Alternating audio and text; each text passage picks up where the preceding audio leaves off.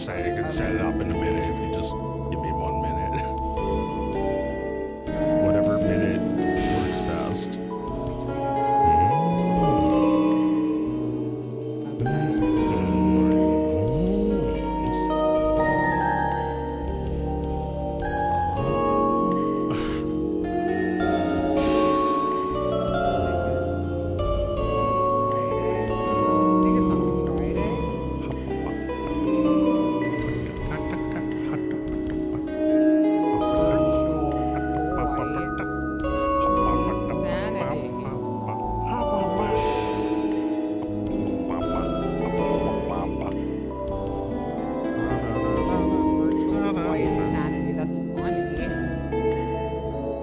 Sure.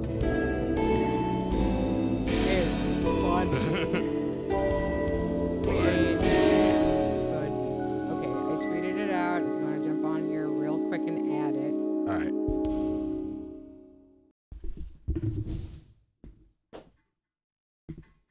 $60 on the clock. Should I leave this light on?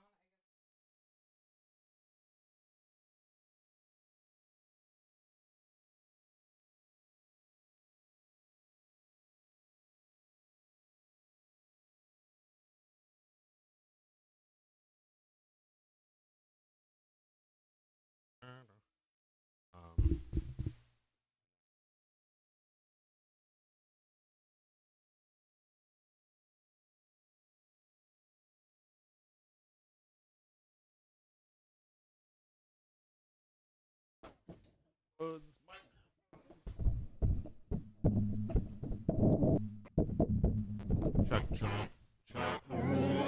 Okay. That's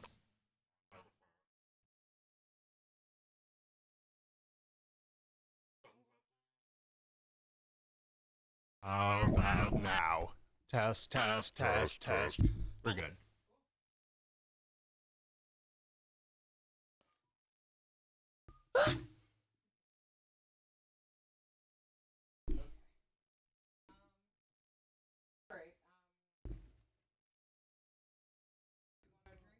Alright. Yeah.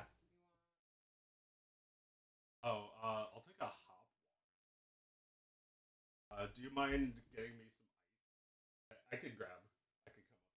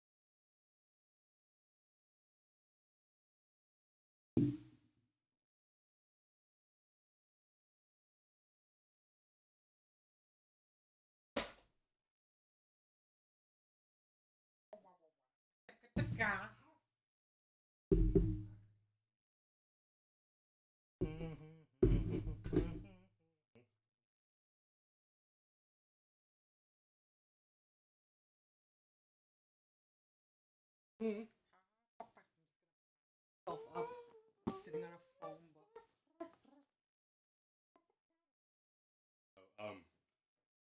To get all the way back here. Yeah. Alright, well look, we can position our cameras while the show is going. It doesn't matter.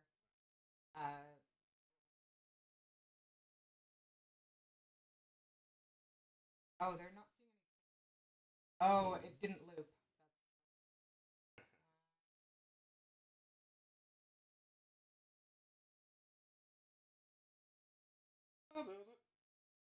Yeah.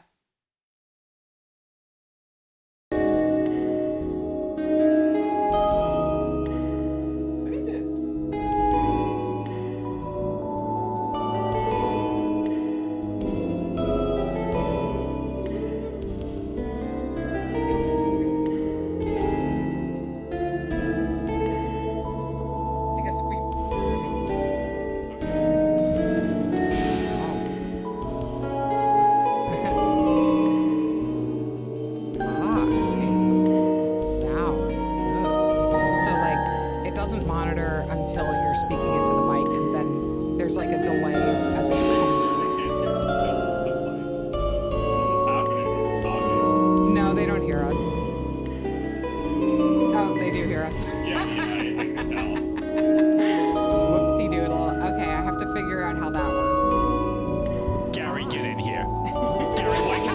Yes, it's starting soon. Do I look ready? All right, I have to go piss. All right, we're starting.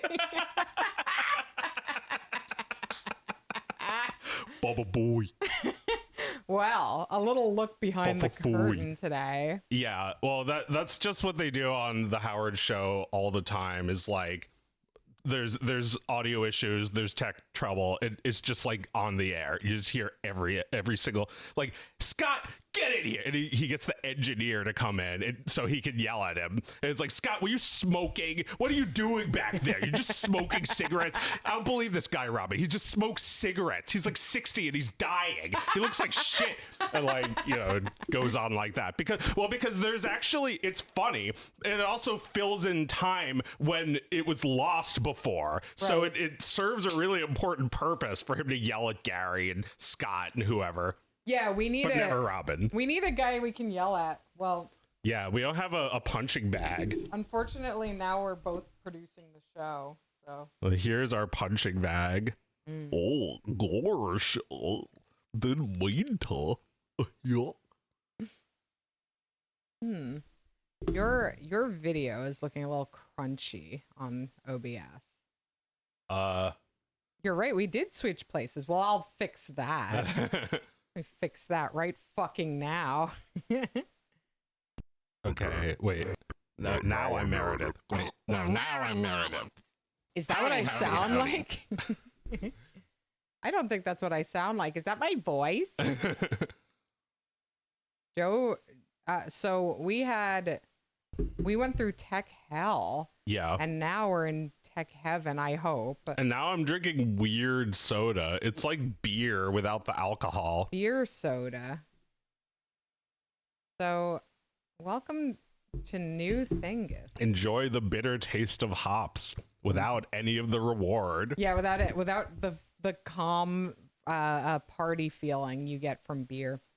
You're looking a little crunchy. I think it might be like Camera Pro is not serving your video at full quality right now, but we're probably gonna be working through tech for a little bit. We have a totally different system. Sorry to the people who were focusing on me while we're playing a game. Yeah, no, sorry that Joe is looking low res. Yeah, don't look too closely at me, or you'll realize I'm just a still image. Yeah. Welcome to Thingus. Sorry we missed on Wednesday. It was all part of getting our brand new audio system going. Part of the plan. Yeah, it was all part of the plan. And now, thanks to Fred, we are set up very differently. Look at all these windows open. That's how you can tell we were pulling our hair out and screaming. Yeah, you can tell how unhappy we were. Well, they can't see. I'm covering it, but there are 11 folders open. Yeah. Let's see. What was the folder again? It was like RetroArch. Downloads. Downloads. Yeah. BB. All right, yeah. There's the goods. I want to do a little Panic Bomber. All right. So tonight we're playing Virtual Boy. It's virtual insanity. And there's a boy. Well, there was. You're the boy. Oscar was the boy earlier while we were trying to set it up. We wanted to play Neo Geo last week, but that one didn't work out. We're in a different room now, so we have a different background, as someone in the chat once said.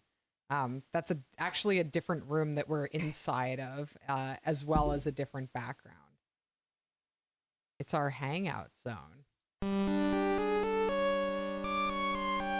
So did you play the Virtual Boy? I played it at Toys R Us. And then we got it later for like $20 when they could not pay people to take them.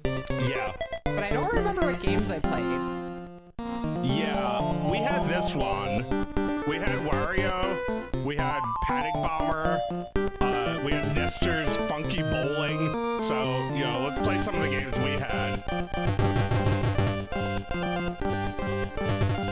There's not a whole lot more than the ones we had. There's only a few. Sorry, how's the audio coming through on the game deck? Is it sounding too too loud. Not loud enough. Game's too loud. See if I can turn that down in here. Okay. Is that better? I don't hear any difference. Or wait, hold on. Yeah, now it's quiet. Now? That's better. Good. Oh, this is so cute. Rizuan, you're very kind to offer to help us with MAME. We don't need MAME help for the Neo Geo because we actually have a Neo Geo and like an Evercart with that. So yes, I do remember this game now. Yeah, we had this one. But we could use MAME for something, right? There's probably something we need. Oh yeah, MAME help with. we need MAME to play like the Simpsons arcade game. That's true. We do need help with that. Yeah, we have a Neo Geo. Mike's a bit more of a serious collector. No. We just play them. Yeah, that's a Mike. Absolutely. It's pretty dope. Yeah, I remember staring at that balloon quite a bit. The thing is, like, a puzzle game like this is not worth blowing your eyeballs out for. Even if you can match diagonally. Well, yeah, I mean, there's puzzle games like Tetris and Dr. Mario for the Game Boy. Very practical compared to this, which you could actually play this exact same game on arcade or a Super NES. You didn't need to destroy your eyeballs for it. I mean, there's 3D effects that we can't see. Like but the parallax in the background is probably in 3D, but like it looks cool just being a parallax effect. I guess it would look like deep space. The moon would look far away. Yeah, I don't know. There has not been a great track record for me in 3D games. I feel like they're neat, but the 3D is never like it's never like a deal breaker if it's not in 3D. Right. I've been hoping that they would one day re-release Kid Icarus Uprising for like the Switch or something, because that was such a great game. It was on the 3DS only, and like it's, you know, it's fine in 3D, but if they released it in 2D, I'd be like, hell yeah, because it's just a good game. Right, it's just a good game. Yeah. That's a very do we own that, right? Yeah, kinda. And even when they made it, it was kind of like, do we own that? Because it's like, you have this series that no one's given a shit about in like ever. It's like, you know, there were maybe 2 Kid Icarus games, like one for NES and one for Game Boy. And then you have Sakurai, who, you know, must have grown up with those games, is like, I want to make the new one. And it was great. It was all him. It was like the kind of game you'd expect from him. Is, you know, very Kirby and Smash Brothers like. But it had like a completely different like play style from the old Kid Icarus. It was a 3D game. So like I love that he and nobody else, and you know, continues to be that way now, was thinking we really should make Kid Icarus a 3D game. And it's like, it's back to being as obscure as it was. Right. Well, yeah, just, you know, add time and things will become obscure. Austin the Ambitious says, happy Friday the 13th. It didn't even occur to me. It's Friday the 13th. Friday the 13th. It's my lucky day. Yeah, your lucky day. That's why this was so easy to set up. Yeah, it's actually been my lucky week. Because this whole week has been like today. It's hard to feel like you can get out from under a few instances of bad luck. It starts to feel like somebody's fucking with you. Yeah. Or just like nothing can go right because, you know, like I've already got a bad attitude, so I'm just feeding into it now. Yeah, your bad attitude. Well, let's see if we can correct it with a little fun. Yeah. It'll feel good for things to work out. Sometimes things work out and you didn't have to do shit, and you just have to see that as like paying it forward for the times when it doesn't seem to fucking work. Yeah. I have no idea what that is. I just say yes every time. It asks if I want the automatic pause feature. Oh yeah, that's right. Nestor got a game. So yeah, this funky would definitely look way different in 3D. You'd probably see it as the word instead of just like a blob of color. Oh yeah. Yeah, so Nestor was a cartoon character, like a comic character. He was sort of a mascot. Yeah. Right? For the Nintendo Power. But like this was an actual game where you play as him. I don't know if there were any others. Yeah, you can't see his features at all. I'm sure it looked awesome in the 3D though, because you could see it like as a 3D object almost. Actually, lucky for our viewers, it looks fine on the stream. You can see him. I see. Yeah. What Joe is seeing Nestor as a silhouette. Yeah, it's just like everything is a blob of the same color. I wonder why it's so. It's like I can tell they're different colors, but it's like almost the same. Yeah. Wow. Yes.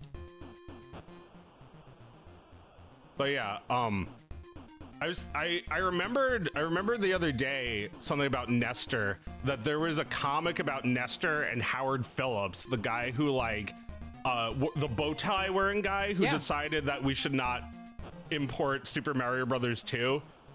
You know, we should lose that one. He was like an executive at Nintendo. He was just like a product integrity tester or something, like maybe a translator. He was a localizer guy, I think. So like it was his decision, or at least, you know, his suggestion that Nintendo of America I suck. Not localize Super Mario Brothers 2, the Lost Levels, which is generally agreed to be bad and hard in America. Well, yeah, it's just really hard. It's not like crappy design, but like I guess you could say it's bad design if you're not the guy who developed it. You know, the guy who developed it thinks it's good because he thought that anything else would be too easy. I wonder how that Mario game is thought of in Japan today. Oh yeah, I don't know, because it was probably really well received when it came out, right? Like people got the disc drive. Do you think it has anything to do with the fact that like all those like modded Mario games are like extremely fucking hard?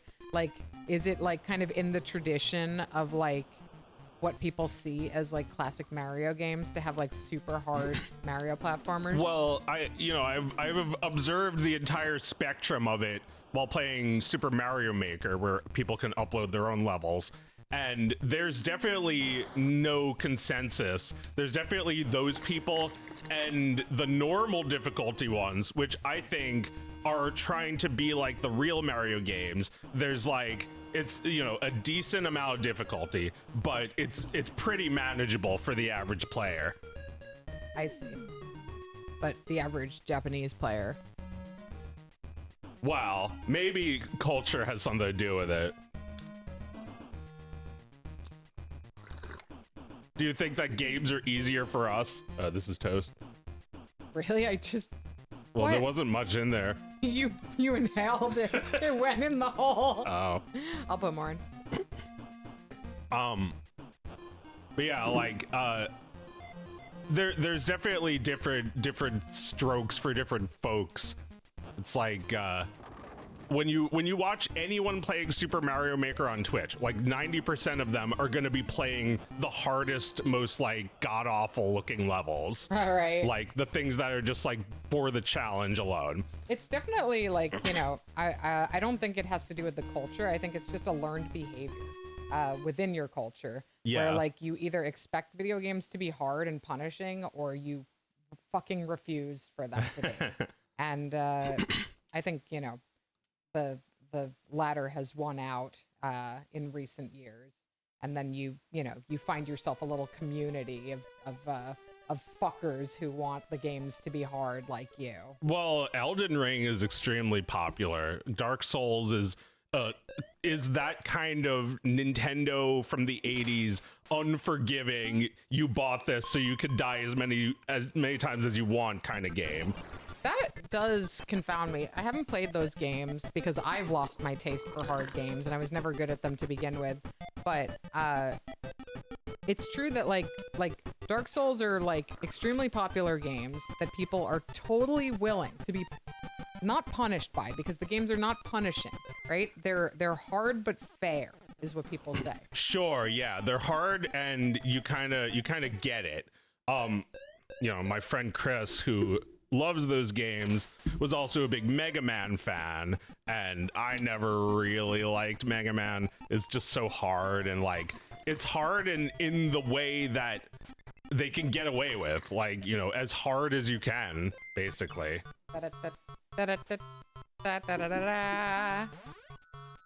Yeah. Those games are like I played a lot of Chip 'n Dale Rescue Rangers as a kid, and yeah, I got good at it, and I could beat it pretty reliably. We tried to play that again like maybe a year ago, and it was just like fucking impossible. What are you talking about? You breezed through that game. Did I? You were like a speedrunner for that. It's like, holy shit, how much have you played this? Did I beat it though? Well, the game is just like really long, so I'm not sure if we got to the end. I guess, yeah. But I remember it very different. I remember you being great at that, like in a way that I've never seen you good at a game. Usually I'm not very good at a game, but if I played it a lot when I was a kid, when I crucially had that time and patience. Yeah. So like if I had played Mega Man instead of Chip 'n Dale Rescue Rangers, then I would probably love Mega Man. I think it's a little more forgiving, like you might have like Infinity Continues or something.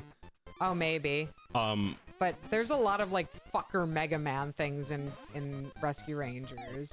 There's so many Capcom games that are, like the Disney games, like DuckTales, like those are all like very Mega Man adjacent. Yeah. I mean, why make anything else? Like, that's their platformer, so they're just building on that forever. Well, yeah, they did make like 10 Mega Man games. And they were probably also just like stacked with licensed games to make, so they're like, well, this is gonna make a good game. If we make the graphics good, we've already got the game.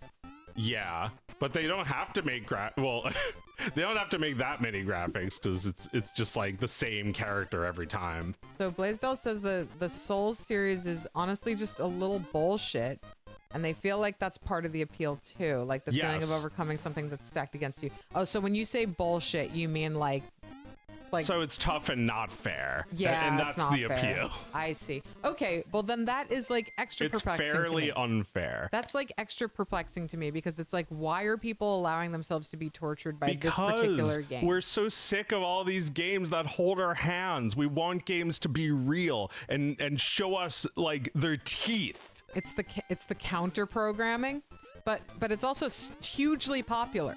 But it doesn't do anything to raise up hard as nails games. What do you mean? Like, people will play Souls-like, but they won't play anything else that's that hard. Oh, well, I mean, I don't know if you noticed, but when Dark Souls came out, everyone copied them. Like, everything you can imagine copied Dark Souls, even Mario. Really? Yeah, like in Mario Odyssey, when you die, you lose a bunch of coins, and then you can come back to the spot you lost them to get them again. And that's a Dark Souls thing. That's made up by Dark Souls. Shovel Knight copied that. I need to play these games. I think I need to understand. You didn't play Mario Odyssey? Or you mean Dark Souls? Dark Souls. I mean, Mario Odyssey I've barely played. I need to play Dark Souls because I think I need to better understand the influence that they've had. You do need to understand just how earth-shatteringly influential it's been. Can I just watch videos? I mean, I don't know. I mean, you're playing Undertale, right? Yeah, I just started. I'm not totally sure all of the ways in which it's Dark Souls inspired, but it's Dark Souls inspired. Really? Yeah. So like it's kind of like, simplified to pixel art, like you come up against the enemy and the enemy has a unique way of attacking you and you have to figure out the evasive combination. Absolutely. You find out who the enemy is by dying to them over and over. You learn their theme song, and every time you get a little further in the battle, you get to hear a little more of the music. Oh. That's also Cuphead does the exact same thing. Every fucking game that exists since Dark Souls has been influenced by it. It didn't even occur to me that those songs in Undertale are like scored to like the battle. Well, I mean, it's not like it's a little different from Cuphead, where it's almost like an auto scroller where like you can actually die before hearing the whole song. Undertale lets you take breaks, in the menu and stuff. Okay. But like Yeah, it's not that stressful. There's the music evolves. There's like phase 2 music and stuff. Oh shit. That's also a Dark Souls thing. Like it probably does the same thing as Mario Galaxy back in the day, would have like dynamic music changes. It's like, when you walk into like in Banjo-Kazooie, you go underwater and the music changes. Oh, we shook hands. Oh. Or something. Or maybe we were just kissed. cursing at each other. What do you do? You're supposed to let him be weed. Yeah, no, Luigi's not letting his big bro win anymore. Oh, I'm sorry. I don't know my own strength. I saw a tweet about the princesses in Daisy the other day. Felt very our Daisy core. It was like going on a date with Peach is like having like a tea party in a beautiful garden, and going on a date with Rosalina is like she takes you into like outer space and you count the age of stars or some shit like that. And going on a date with Daisy is she like throws things from the restaurant into the sewer, and she tries to get you to do it too. Yeah, that sounds about right. Oh no, it was that she takes mail from the mailbox and throws it in the sewer.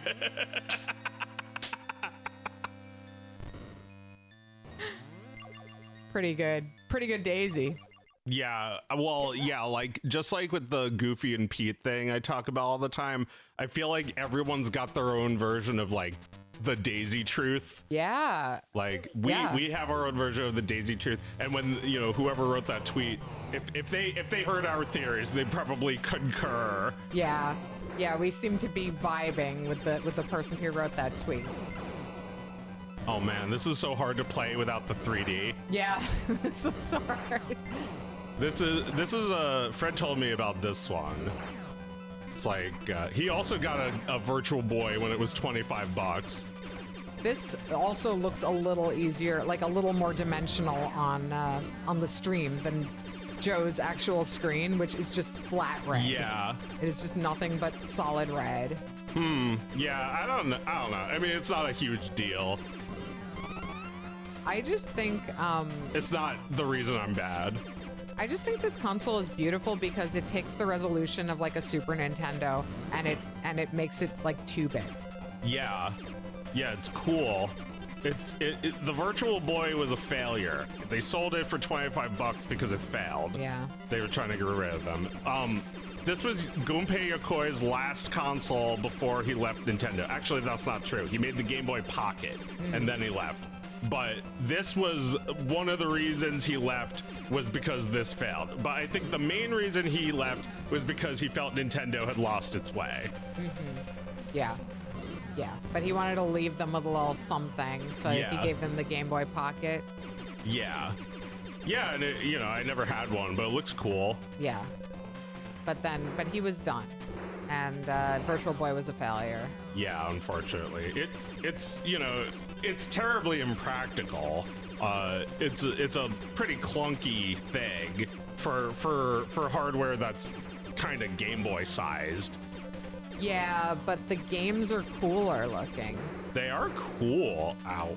Can I rotate this? I think the artwork in all these games looks cool as fuck. Yeah. Like the same way that I think, I think the CDI games look awesome, even though the games themselves are terrible. Those animated cutscenes are so cool. Yeah.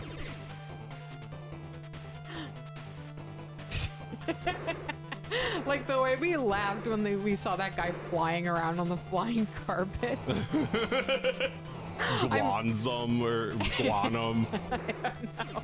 But like, I think I was laughing because I think that's cool. Yeah, I mean, it is kind of impressive, even though it's lol. But yeah, this is beautiful to me. Just gorgeous, red and black.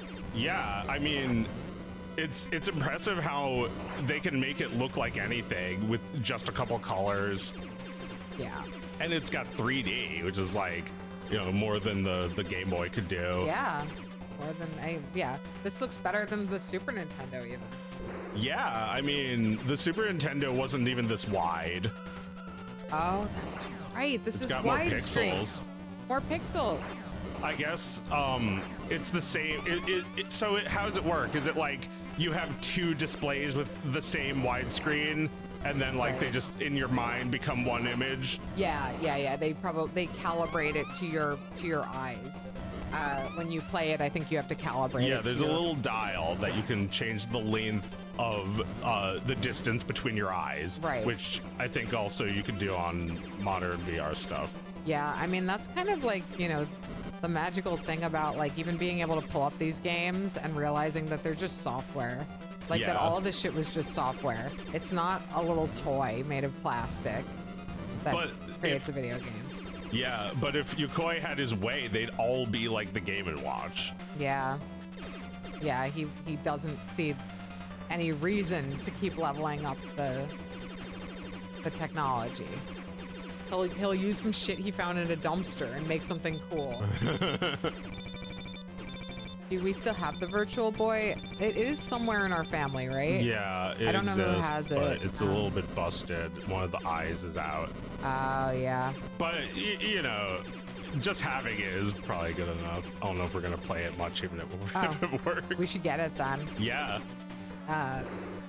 Yeah, no, it'd be cool to see. I mean, we've got Rob the Robot, right? Yeah, I think so. Somewhere. I saw that at the store the other day for like $900.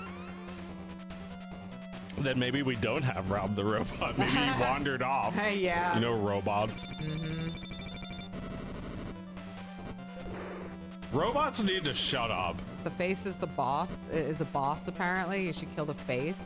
It seemed invincible. I'm glad other people pay attention to what you're supposed to be doing in these games. I don't have the capacity. They should be focusing on the conversation, not the game. That's right. Pay attention. And we'll quiz you on it later. Yeah. That face Get looks boosted. fucking cool. And scary. Yeah. I hate when you're in a plane and you have to fight a giant face. Scary.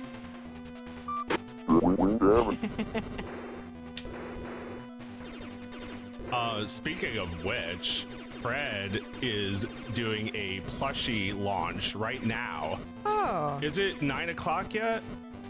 Oh yeah. It's 9:20. So yeah, he must have just launched the plushie. Oh. Little Fox and Wolf plushies. Yeah, no, those look awesome.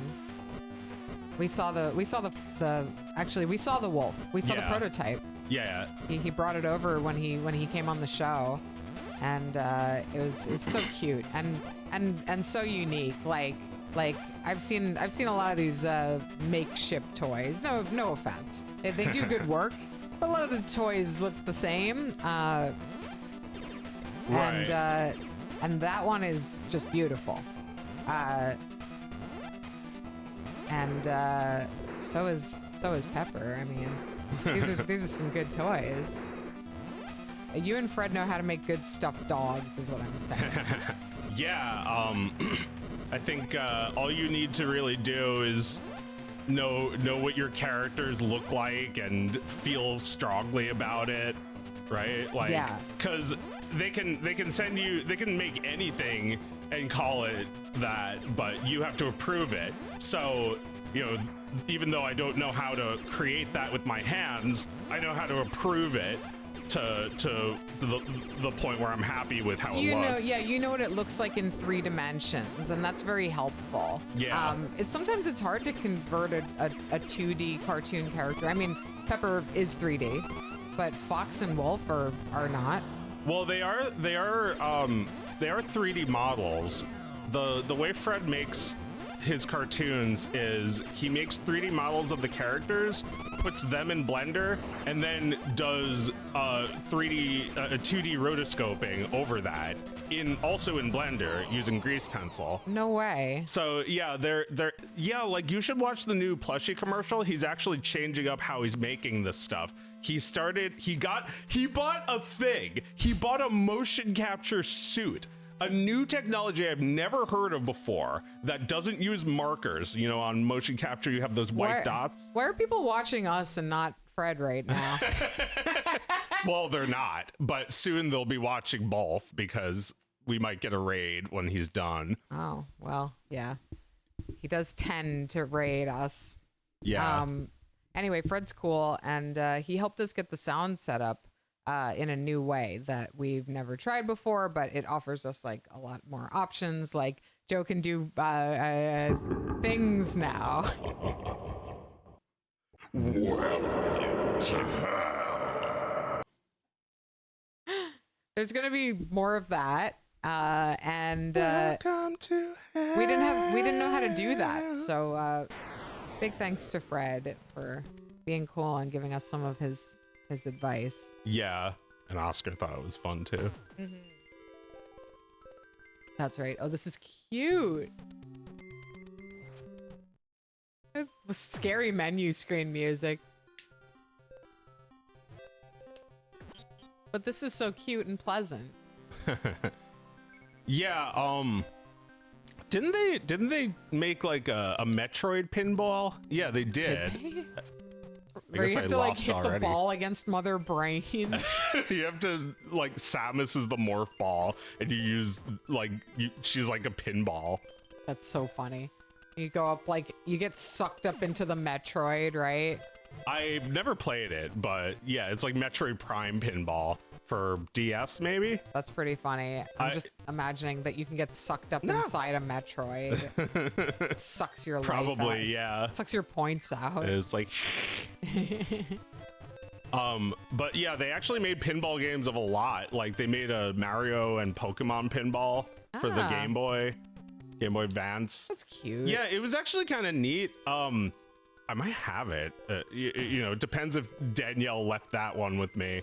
It's like pinball is always like pinball is always basically a licensed experience.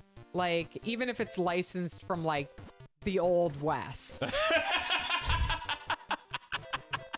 You're saying it's kind of like Picross or Puzzle League, where it's like, yeah, we made this into this. We talked with the people at pinball, yeah, and we got permission, yeah, and you know some old prospector was like, there's gold in them thar hills, and they made, you know, we gave them a big gold nugget which he put in the like tooth gap between his teeth. Yeah, and then we took the idea of the Wild West and we made it into a pinball game. Yeah. I would play anything I like in pinball form. I would play like Girls on HBO in pinball form. They totally made everything you can think of as a pinball machine. King's Quest V as a pinball machine. What was the most recent pinball machine you've seen? That I've seen Rick and Morty. I saw that last night. Yeah. Where'd you go? Oh, Barcade. Nice. So they've got a few super old like Bally, Midway, like the Old West or like Surfs Up USA or some they licensed surfing. Yeah. And then they've got like a classic Star Wars pinball machine from like the 80s. And yeah, they've got a Rick and Morty one I didn't try. There's like a Metallica one that came out in like 2004. So like Napster hating Metallica. There's no bass pinball. Napster bad. Beer good. Napster bad.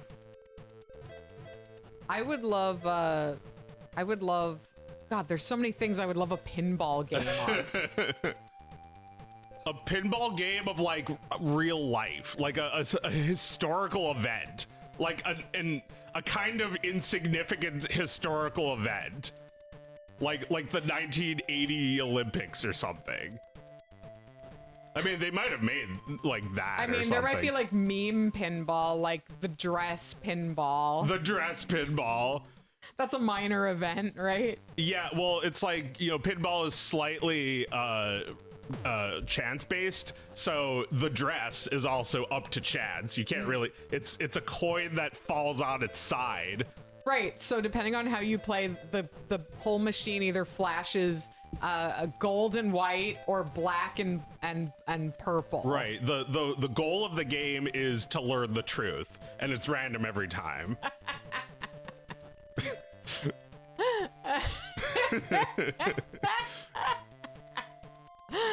Yeah, I mean, you know, it's kind of like just merchandise. Like I think some pinball games are kind of stupid. Although pinball is kind of fun still. Yeah, I give them my money every time I see a pinball machine. It gets my money. It's like an Adam's Family Values machine. Oh yeah, Adam's Family Values pinball. I like that one. I removed his brain. There's definitely an Austin Powers one. I've seen that. Oh yeah. Austin Powers pinball is a no-brainer. Oh, I really should have set up the like. Yeah, I need to set that up on this thing. Right now I only have a couple of pitch shifters. So wait, could you do one that sounds like ultra compressed Game Boy game audio? Yeah, I mean, you know, maybe we should wait and see if Fred enters the chat, and then he could just walk us through it. All right, yeah, we'll set it up on the fly. Was there a pinball Call of Duty? That's pretty funny. Oh man, yeah, I mean, Call of Duty is also everything. There's like a mobile game of Call of Duty now. It's just a flavor of game now. Well, yeah, like that is something that happens to a lot of games. Something that made them special is kind of gone now. Yeah. Like, you know, like the Virtual Boy. Kinda, yeah. I mean, Virtual Boy is very gone. Unless we get ourselves some 3D glasses, we're not even really playing this properly. I've never been able to make it work. I've tried to emulate like on a 3D TV. Yeah. And I couldn't quite get it right. It didn't work just right. Well, there's a few settings on this one, so you know, we could experiment one day.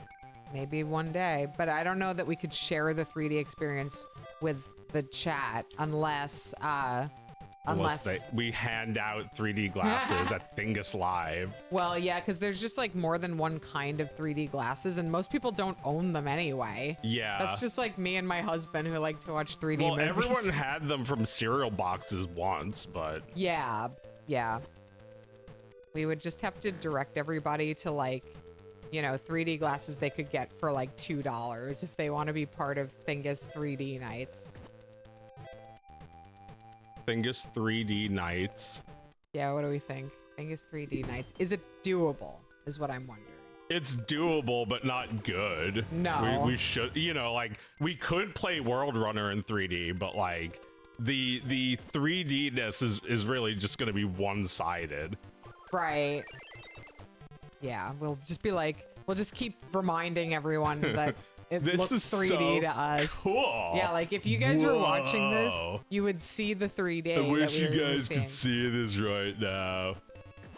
I wish you guys could remember the Virtual Boy the way I do. We should play Nintendo. My eyes burned. We should play Nintendo Track and Field.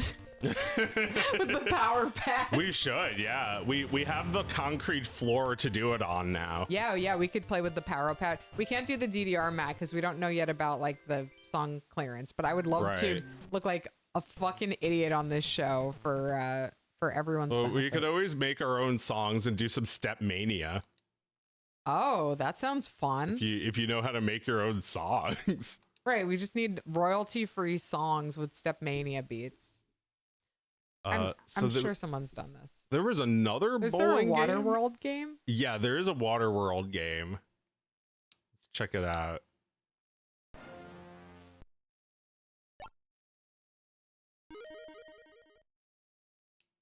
You can have songs on Twitch? Well, yeah, but I don't know if we can have VODs afterwards. That's the thing. Oh, yeah, we can. That's not a problem. Oh, really? Yeah.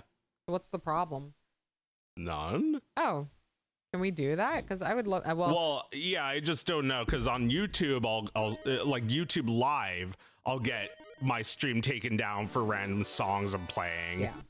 But that's live, and we don't stream on YouTube. We just do VODs on YouTube. Oh, okay. So as a VOD, it's fine. Well, no, it might mute it in the replay, but I think we can still get the like original.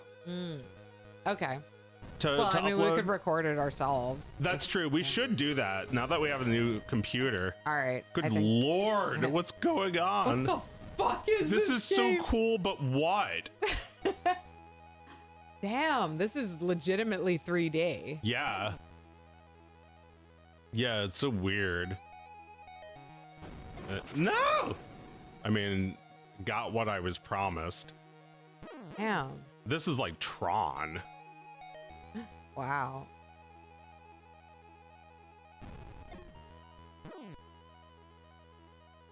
What is the goal?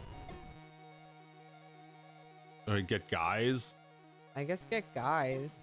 Maybe you need to find a lime.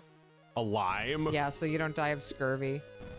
Is that the plot of Waterworld? No, but he has a little lime tree in his boat Oh, I that see. he rides around with, and it grows him just enough lime to not get scurvy. Yeah, great music. Good chip tunes. Why is everything Waterworld so fucking cool except the movie? Have you seen the movie in a while? I recommend checking that out too. I think that part is also fucking good. Do you like Waterworld? I've never seen Waterworld. Oh, we should have a night where we watch Waterworld. Yeah, I'll watch it. Yeah, Waterworld. I like water. Waterworld's great. It's like the reason, like Mike has explained it to me, and I'm not gonna do a good job of it. Yeah. But Waterworld is remembered as like the biggest flop, the world's biggest flop. Right. But like a decent number of people actually saw it. The reason it was a money loser is that something went terribly wrong with the set and they had to like rebuild a lot of things or things got destroyed. And the movie went over budget because of that. Okay. And that's why the movie was a flop. That's why it didn't make back its money. It did fine. Oh. Yeah. So everyone's just lying? Yeah. I think so. I think so. I guess we'll see. If I see the movie and it feels like a flop, well, I mean, yeah, like the flop aspect has less to do with the like, is it a good movie? Yeah. Well, yeah, because even if it flopped, you would still, it would still be worth re-examining whether the movie was good or not. But the thing is that like it actually did Just okay. like the Virtual Boy. It actually did okay, and Kevin Costner's great, and the movie is very, very impressive looking and cool. Yeah. And I like it a lot. Like it's a good adventure story. Very good, very expensive looking adventure story. But yeah, the flop is like part of its mythology, right? And it's not even true. Well, I mean, it's like it's misleading. It's like if you say that it's a bad movie because it failed, it's like, what am I supposed to do? It's like that's not even how movies work, really.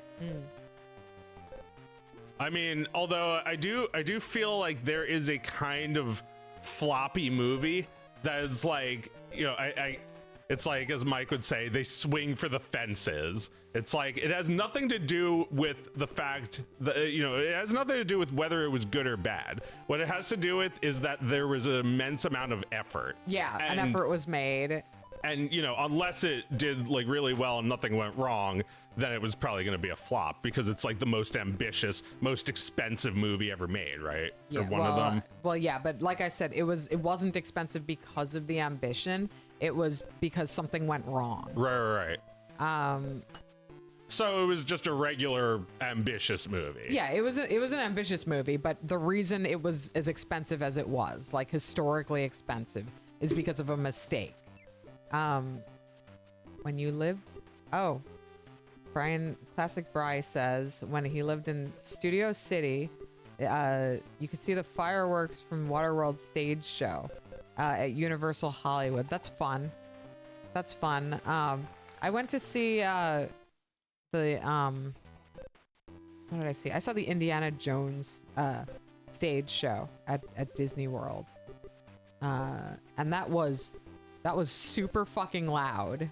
The explosions were really, really loud, and and my son and his friend were just like covering their ears and like waiting for it to end.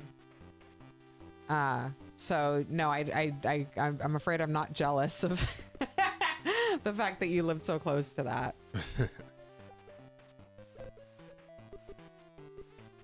Although you probably could have heard it from a long way away. Oh wow, you can change your feet.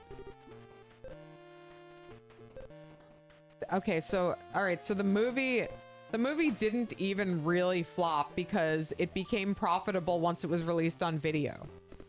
Yeah. What else was like that? I feel like I read something else like that. It's like, oh, A lot of things. What's with the whole it flopped thing? Oh yeah, a lot of movies succeed on tape. Like Austin Powers was not a success. Oh, interesting. Yeah, although you know the way Mike describes it, like people loved that movie. Yeah. But the real like Austin Powers craze happened after it came out on video. That's fun. Yeah. That's inspiring. Yeah. Comedies in general do well on video. The Big Lebowski. I mean, yeah, even Spaceballs had a feeling that there was going to be a Spaceballs VHS. Yeah. Speaking of, Dad Rock Enjoyer just came in and asked if we'd talked about Spaceballs yet. Not yet.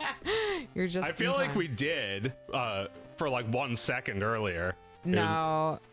Like, I mean, before the show. Before the show, we talked about it, and then I was like, let's just talk about it on the show. Yeah. Okay, so new Spaceballs. I don't know if they're calling it the search for more money. They haven't announced that yet. It's got Bill Pullman. It's got what's her name who played the princess. It's got Rick Moranis, which is very surprising. And it's got Mel Brooks, who is 100 years old. Yeah. And then it's directed by the Barb and Star Go to Vista Del Mar guy. Oh. So like that's like fun. That's fun, but then it's like written by Josh Gad, which I just don't think that's Josh Gad. Well, I don't think You'll let me figure out who that is. Yeah. I don't know. He's like some guy. He's just some guy who's annoying and he's not in good movies. Well, look, like I had zero enthusiasm when I heard Spaceballs 2. I'm just glad Mel Brooks is alive. Yeah, he deserves to live for 100 years. And I'm glad that people are going to watch Spaceballs when this comes out. Yeah, it'll renew interest in Spaceballs, which I watched recently. I let my son watch it. It's like the most raunchy movie I've ever let my son watch. And we all just sat there cackling and we ain't found shit. I mean, it's so funny. It's so funny. Yeah, Rick Moranis has turned down he turned down all the Ghostbusters movies. But he came out of retirement for Spaceballs. Wow. So maybe he just loves that role. Maybe he loves Mel Brooks, or maybe he made like a promise or something. He made a promise. Well, Rick Moranis, like his acting career ended basically after his wife died. And that always gave me the impression that being famous is not as important to him as his personal life. Yeah. And he would only come back to Spaceballs if it felt personally important to him. Yeah. Wow. Yeah, I don't know about that. Or a dump truck of money. Which one do we think it is? Yeah, that's a tough one. Everyone's hustling. Everything's a big, I mean, who's making this movie? Amazon? Yeah. No, I mean, that tells you it's gonna suck us, right? Yeah, that's garbage. Instant garbage right there. When a streaming platform makes a movie, no, it's not good. It's never good. When was it good? There's a couple of movies that unfortunately name a good. There's a couple of movies that have the Netflix logo on them that are good, but they are few and far between. It almost guarantees crap. Nah, there's no Spaceballs too. No. Didn't happen. Never will. Well, it's like John Candy is gone. You're never going to have the same energy again. Everyone's like a skeleton. No offense. I'm glad they're still kicking. Bill Pullman's son is gonna be in it, which Okay. like to me also says like, I'll be in this movie if you give my kid a job. Yeah. Sorry, dude. He might be a great actor, but now it's just not gonna look that way to me. We need to live on. Yeah, you need to We free need to your survive. Sorry. Independence Day. Just thinking about my favorite president in all of movies. Of course. The president. Yeah. I think you know, I'm hoping we could go with what the fortune cookie said, to free yourself from attachment, and that's the most generous thing. Oh yeah, I don't need there to be any more Spaceballs. I've never thought for 1 second that I wanted I'm not more. done with the first one. Yeah. I'm still laughing, so why even make a second one? Yeah, I keep going back to that well. That is a deep well. And every time I watch it, I'm like, Mel Brooks still alive. What a king. You know, until the actual Spaceballs come and take the Spaceballs VHS from us. We're gonna keep watching it until it fucking burns out. Or whatever happens to VHS tapes. Well, let's see. If Spaceballs canonically takes place during the Planet of the Apes, right? That means that that Spaceballs have now populated the Earth like 2,000 years in the future. They're not catching up with us. I don't know. Like a Planet of the Apes could be. There could be like multiple centuries of ape rule. I don't know what part we're depicting here. Oh, Mario Clash, yes. This one's fun. I'm gonna let it go because I feel like even my husband would be embarrassed that I'm like trying to figure this out.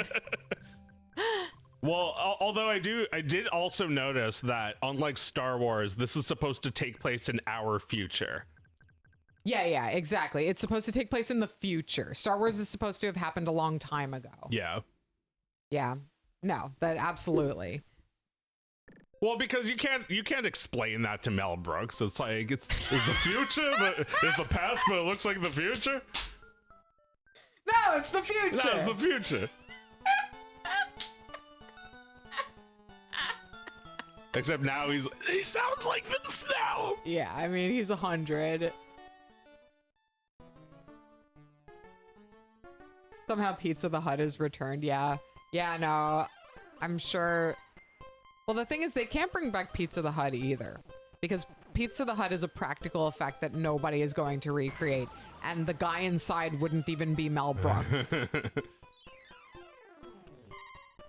Well, yeah, like you can't bring back Pizza the Hut because that was funny then. Like, Yeah. I mean, well, I guess the joke is still funny to me now, but I mean, it was funny when they did it then. Yeah. I don't know if Pizza Hut is nearly as relevant now. Well, everything that could be said about Pizza the Hut was said in that movie. They show him one time and they do every joke, and then you find out that he ate himself.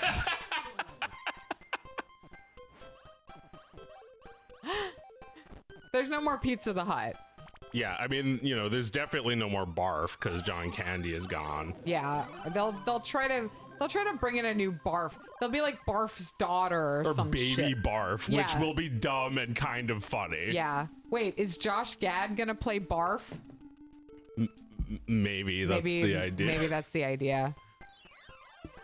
That sounds bad. Yeah, I mean, you know, there's no need to try and recreate what was already good. I guess they're probably trying to like make fun of the new Star Wars stuff. Right. And make fun of how shit still doesn't work. Yeah. It works even worse than it used to. Well, yeah, like, is it continuing the story where, like, it's like Palpatine somehow returned, but the Spaceballs somehow returned? It's never explained how. Yeah, it's not explained how. The Spaceballs are back. They got their ship back.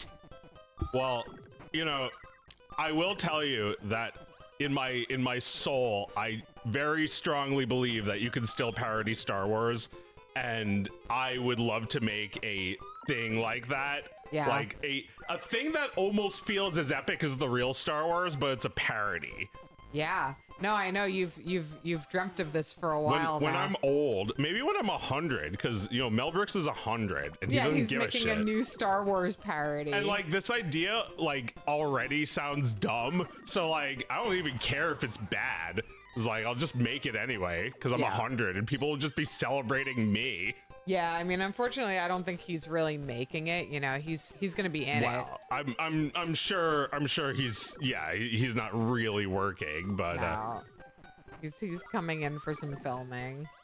but he continues to inspire. That's what matters. Yes. Also, what do I do? I don't know.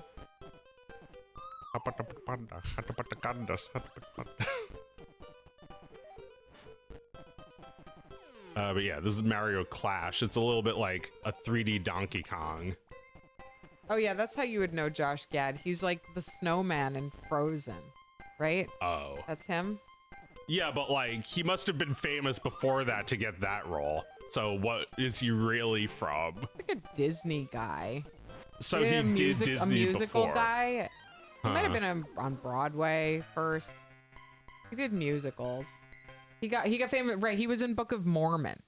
He was one of the. He was I like the see. guy that's like, I gotta man up. Mm.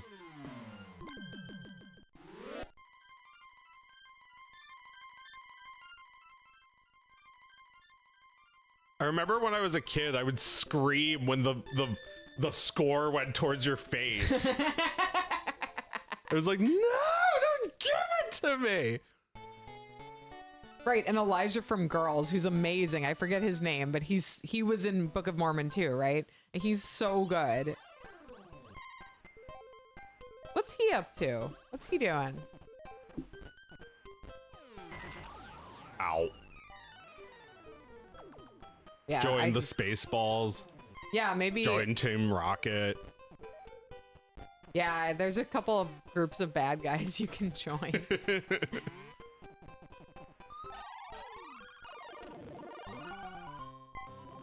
He's going to be married to Lena Dunham in an upcoming Netflix show. That's fun. Are they starring in it? Is Lena Dunham in a starring role again? I think about the day Lena Dunham's gonna make a comeback someday. I hope she does. You know, in her mind, she's been around this whole time. But I don't know. I used to think she was incredibly funny. Yeah. Well, yeah, I don't know if you need to come back. You could just be 100 years old and you never went anywhere. Yeah, maybe Lena Dunham will just be 100 years old and I'll be like, I'm so glad she's alive. She doesn't need to do anything else for me. She made girls.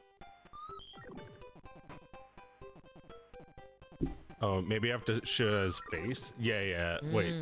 He Turn reverses them direction around. if you shoot at his face, right? He doesn't do anything if you just hit his back. Nah.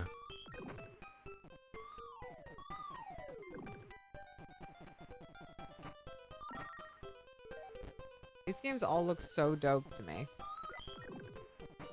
Yeah, this is cool. This looks better than like a Super Nintendo Mario game. Yeah. Yeah, I mean, it's got less colors, but more pixels. Yeah. Got Crispy, 3D. punchy. Yeah. And what about the processor? Is that better than the Super Nintendo? I think it is. Like look how big the sprites are.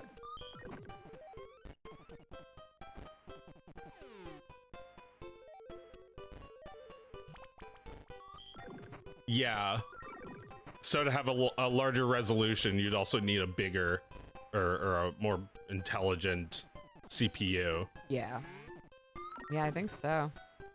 Oh, yeah, she is creating the show. Okay. All right.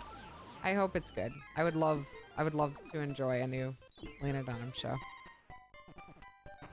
Yeah, well, I still haven't seen Girls. I remember it, but I haven't seen all of it. I highly recommend. I watched it once, so I know I know what that show is made of. I can tell it's good. Mm-hmm. Yeah. It's in the late 2000s HBO period, the cream of the crop, right? Oh yeah. And there were so many people who hated it.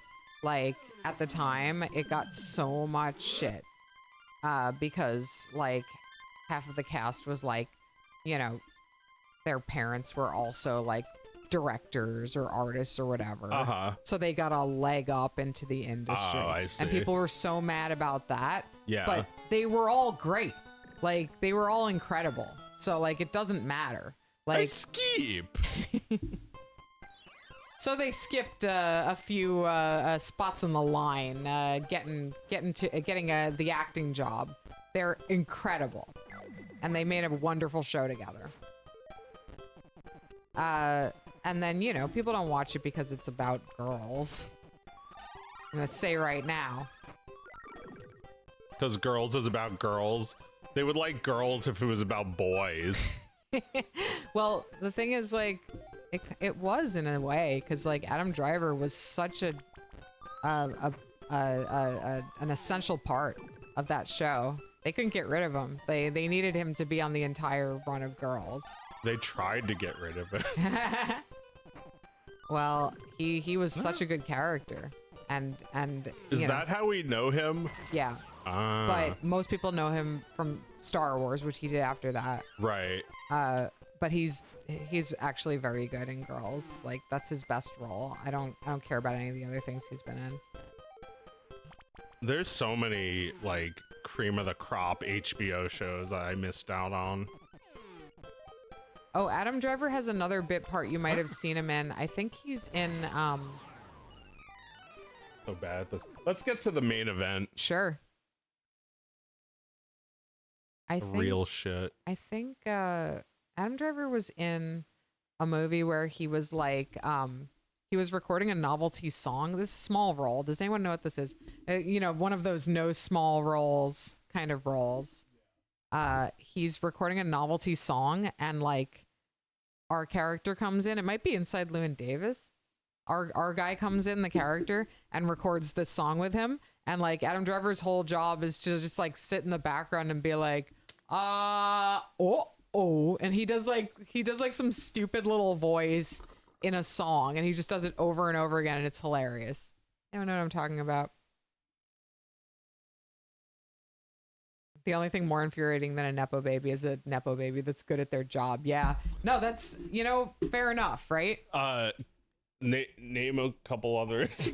Another, if you can. Another good Nepo baby? Yeah, like who's undisputedly a Nepo baby? Nicolas Cage. Really? Yeah. Wait, is his dad a star or something? Yeah, his dad, who's Nicolas Cage's father? He has a completely different name. I already played the beginning of this with Oscar. Sofia Coppola. Oh, yeah. Sofia Coppola. I don't know if I've seen her work, but she's like legitimately good, right? Yeah, she's good. I was so sad when I found out her The Custom of the Country miniseries got canceled. Huh. It's like an Edith Wharton book that's really, really fucking funny. Yeah. I wanted her to do it so bad. Oh, you mean it didn't happen? Oh, Coppola is also Nicolas Cage's uncle. Okay, really? So both of those examples involve being, you know, to some degree mentored by the goat. The goat father. All right. Is there anyone who's not related to Francis Ford Coppola? Well, you know, on that show, like Zosia Mamet is David Mamet's daughter. He's like the screenwriter of Glengarry Glen Ross. Nice. And she's awesome. Fuck you, that's my name! Right. Nicolas Cage changed his name. He didn't want to be associated. Wait, he had a name before Nicolas Cage? Well, his name was Coppola, and he changed it. Oh, sorry, I wasn't following. I thought you meant he was like related by marriage or something. He's No. like related to him. His uncle is Francis Ford Coppola. Crazy. But like then he's not even taking advantage of that. So does it even count? Jason Schwartzman is also a Coppola child. Also a great actor. That's so funny. That's hilarious. Do you think nepotism is a real problem, or is it just an occurrence? Well, I think like the thing is, I think that what people are talking about when they say nepotism, they think it's money and connections. Yeah. And it is true that, like, you know, if your parents are directors or actors or whatever, they can get you a meeting and they can give you money to go to school and you know, live without, you know, not have to make a living so you can work at being an actor and all that. They do afford you that. But there are plenty of people who get that who are not any fucking good and never. It doesn't get even matter. Yeah, it doesn't help them. It just makes them one of those phonies in LA that has a free ride. Yeah. So like the real nepotism is having parents that are like at an early age intervene on your bad taste and teach you how to do how everything works and how to do everything in the industry. That's what they give you.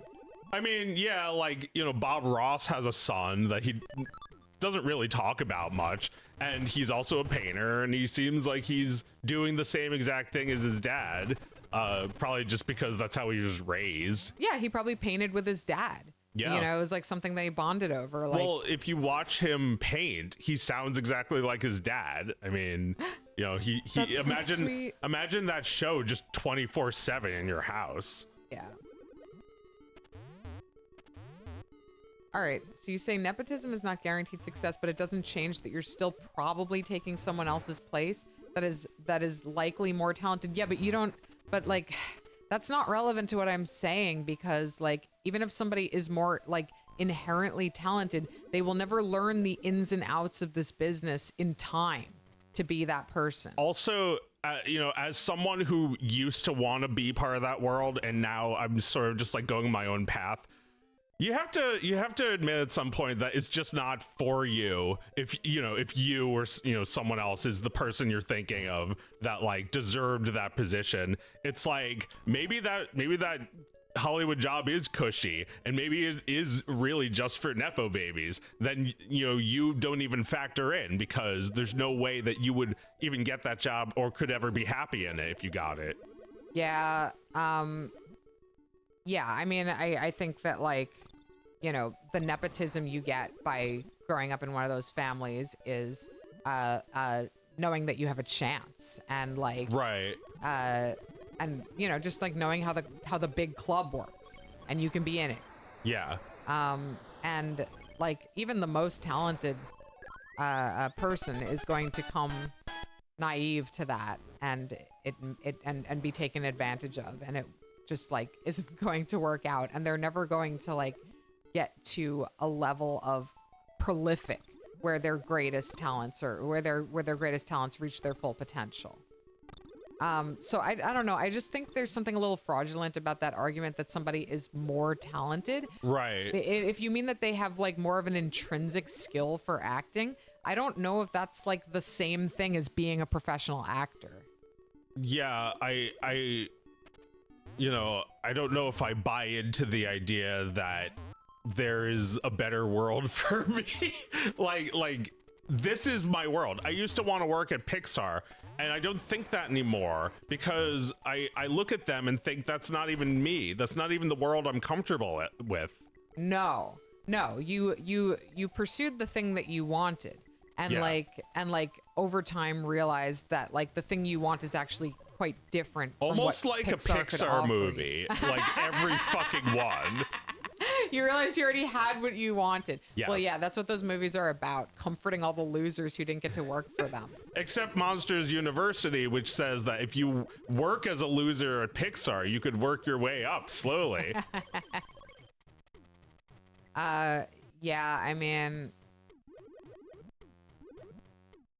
it's just, yeah, like working in an industry and having a talent for art are not the exact same thing. And they've been conflated because that works to the advantage of these companies, that they can choose from whatever pool of talent they want and exploit them as much as possible. Yeah, you don't actually need to be exploited. I know this is hard to hear, but you know, I remember one time I was walking in Central Park, and like I saw some woman was like with her kids, and she'd done like the most amazing chalk drawings on the ground. And we were like, "Are you a professional artist?" And she was like, "No, just a professional mom artist." And it's like, you're telling me you waste your talent on your dumb family instead of being exploited by merciless pedophiles?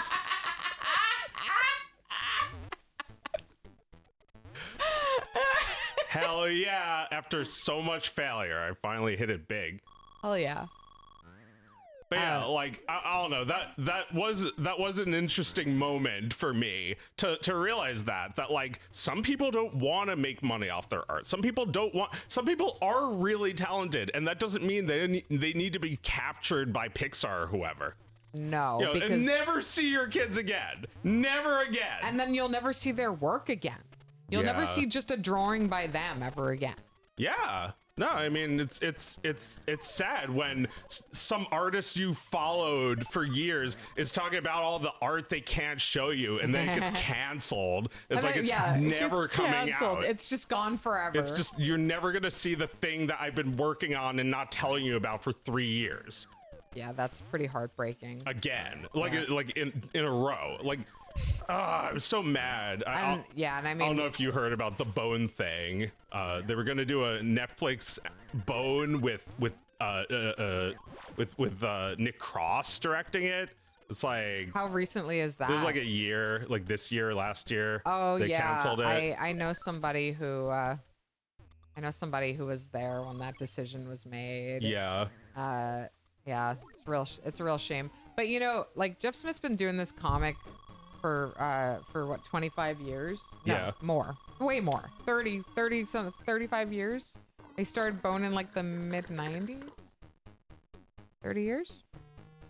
There have been so many fucking chances for Bone to get made into something, and it never works out. And that's definitely not always, that's not because the company is always saying no. Right. Although I guess I wasn't thinking it from that angle. I was just thinking like animation in general has this issue where Yeah. you know a thing is like such a big investment that they panic and cancel it. Right. Yeah. Yeah, that is pretty heartbreaking when people give all that time to that hope. I would imagine though, you know, Jeff Smith's a big boy and he's seen this shit go south quite a few times. Well, I suppose if it is as you say, then it doesn't matter. It could come out later. It could still happen. Maybe someday. It would be nice if there was some If kind it's of worth Bone waiting thing. for. Yeah. And if he's involved, then it'll match his vision to some extent. It'll be cool. It'll be interesting in some way. I wish they would just, you know, stop jerking Nick Cross around and give him a big bag of money. Yeah, well, there you go. There is somebody who is just like incredibly legitimately talented. Yeah, like his work is independent. It's scary and freaky. It makes me feel all kinds of things, like uncomfortable things, like just like the gore he does is horrifying, but it's cool. It's like nobody's really doing stuff like that. He actually has an understanding of what's frightening and grotesque. Yeah, it's great. Yeah. I love seeing his independent films. I hope he comes out with another one. Yeah, no, I hope so too. I mean, I would love to see whatever he does, but yeah, it's really a shame when like money dictates, you know, some of the stupidest people, some of the people least familiar or even interested in the form, you know, are the ones making those decisions about whether we ever see it or not. This is why we needed Iwata, because he actually made video games. It's like, how many times have the animators been in charge? I guess Klasky Chupo, Hanna-Barbera. Those were some times where the animators were the executives. Yeah, not often though. Not often. Yeah, you know, like an animation is such a big decision. You might as well have like a whole town vote on it or something. It's like everyone who cares about this animation should be, you know, like if we were making cartoons using Kickstarter or whatever, then That's Kickstarter, is having a town vote. do you have right? votes on Kickstarters? Because I feel like after you give the money, your rights disappear. It's like a bubble bobble dragon. Yeah, he does look like a bubble bobble dragon. Every villain in these games has this look like they're kind of ugly and cute. Yes. I really like it. Yeah, totally. Also, this music, just gotta mention Tataka again. Oh yeah. So good.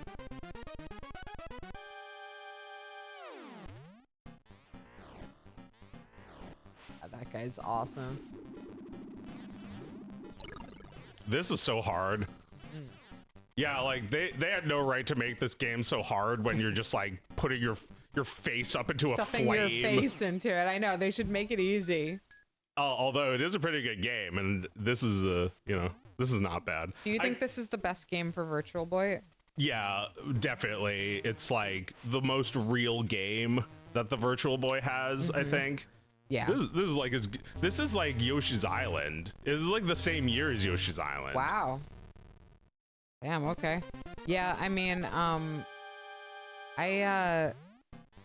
have a Playdate, which is a novelty console as well. It's like an independently produced console. Yeah. And a lot of the games do feel like a bit of a tech demo. Yeah. The way like Virtual Boy games felt. Yeah. Not like a full-on game. And actually, I have yet to find a Playdate game that doesn't feel that way to me. I'm sure there are, but I've mostly played games where I'm like, oh, that's interesting, but I'm not gonna like see this through. Right. Yeah. I looked up the Playdate screen. It's not a cheap device. No, it's not. It was a gift in this house. Yeah, very cute. Although I'm more interested in if such a thing exists, a Game Boy that can fit in your wallet. Like it's the width of a credit card. So you were saying you wanted a card-sized Game Boy. Yeah. Damn it. Shut up! That sounds like something you're gonna cut yourself on or break. What? Damn it. A card-sized Game Boy. Oh, wow. Give me a little bit more credit. I'm not a dumbass. Well, because I was like, oh, you mean like a deck of cards-sized Game Boy? And you were like, no, like card. a playing card. Yeah, like a credit card. I'm not gonna cut myself on a credit card. Oh, I see. Credit card. That's Yeah. smaller than a card. Oh, well, I mean, it's, you know, probably, I mean, it's bigger than a card. It's thicker than a card. Or what kind of Yes. card do you mean? Like a playing card? Yeah, like a playing Yeah, card, like the first word, the first thing you said. Yeah, like I don't fucking know. Like a credit card is card, probably okay. more practical. All right, I see what you mean. Something like a chip. You can put a chip in those. Yeah, well, I said playing card in my wallet, so I'm circling around the idea. Interesting. Yeah, the one with the crank. Not every game uses the crank. A lot of them are just like, use the crank for this. And you use it one time and you're like, okay, well, I'm not going to do that again. And then some games kind of force you to use the crank and you're like, again? I'm sure there is going to be a game that is perfect for it, though. The way Wario is perfect for Virtual Boy. Well, I don't know if it is. They probably should have made this for Super Nintendo. Right. Because it's too much of a real game. Well, I mean, you do need games like this to sell consoles, right? Mm-hmm. So, like, you could argue that they could have made even more good games for Virtual Boy and gotten people to buy more of them. But, yeah, I don't know. It's still impractical. It's impractical. I've only played this game once on the actual Virtual Boy because it's like, even if I had it, I wouldn't want to. Yeah, probably. you wouldn't want to because you're too invested in it. It's more about the game being good. So in that case, it's like people are gonna pirate it, and it's yeah. This is 1995. It's all over. People are already able to emulate this shit. Yeah. Man, that fucking belly button's so gross. Nice, finally. They should re-release this, you think? I don't know. With new graphics? Nah. The graphics are perfect. Don't touch them. Yeah, they should be black and white. You can make it black and white. Yeah, I guess it would be fine if this was in like color, but it's like it's already designed without color in mind. Yeah, exactly. It would be like it's like colorizing a black and white movie. Oh, that's coming through loud and clear. And look, it says 420. Oh yeah. Wah!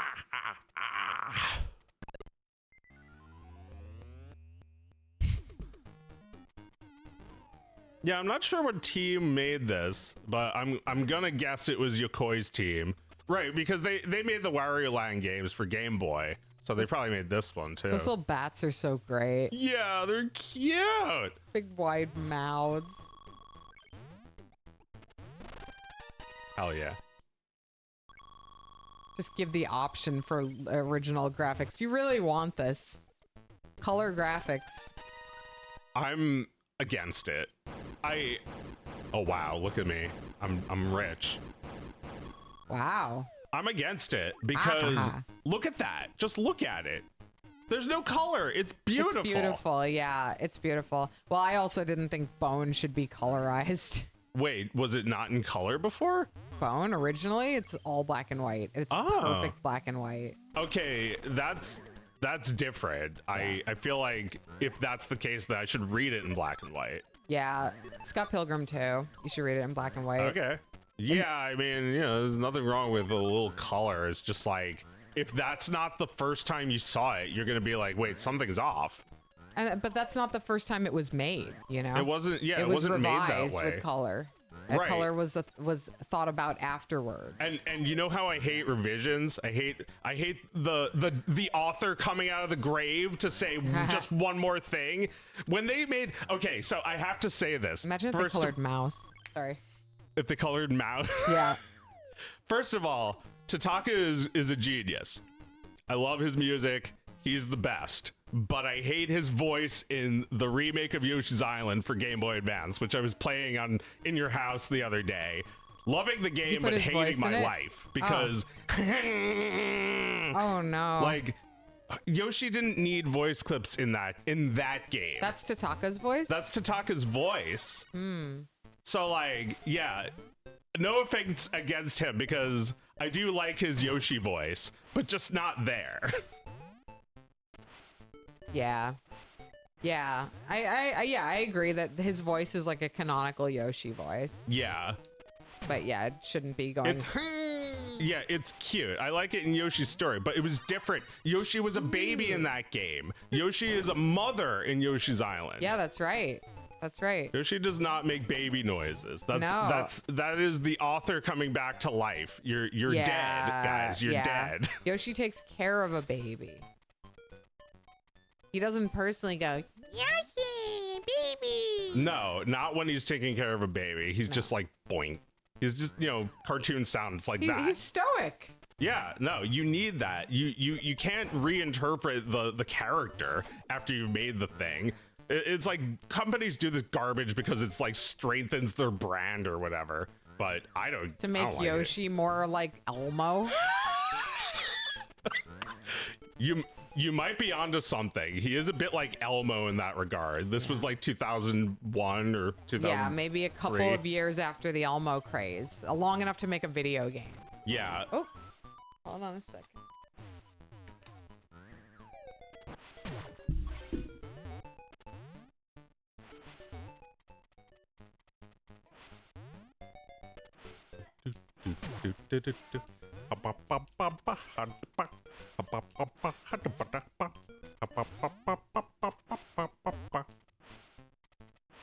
And this game is so influential.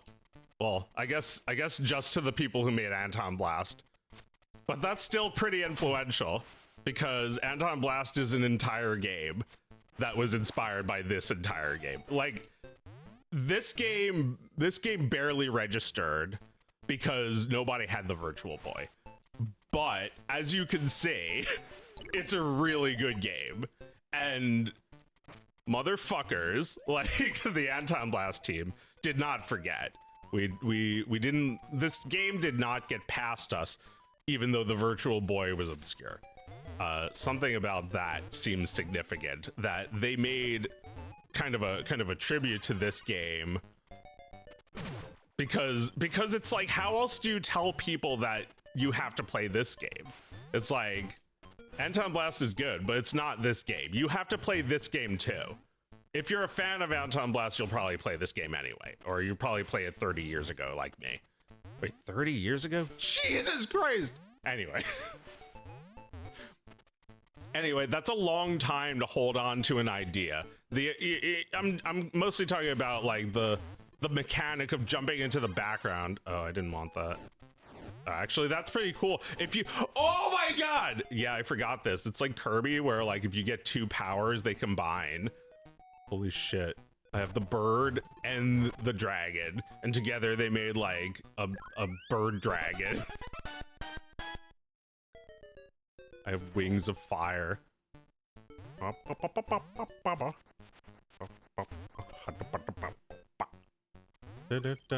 Yeah, he's so fucking good. This music is just like, this is my favorite track from this game, I think. You know, like 30 years is nothing for a song like this. You just like remember it randomly. You know, video game music has a really important purpose in our lives. It's like staying on task, as if you were like a Mario or a Terran SCV or, you know, I don't know, whoever, Capino, somebody who needs to stay on task.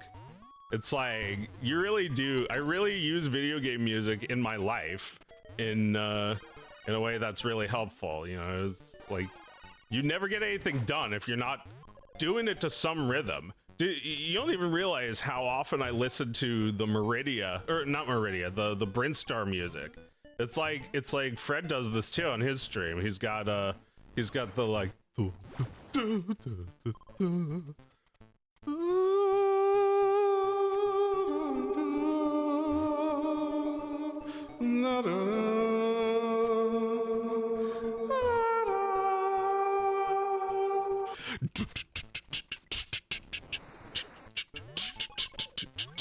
it's like you just like go through your entire life to that music. It's great. I do it too.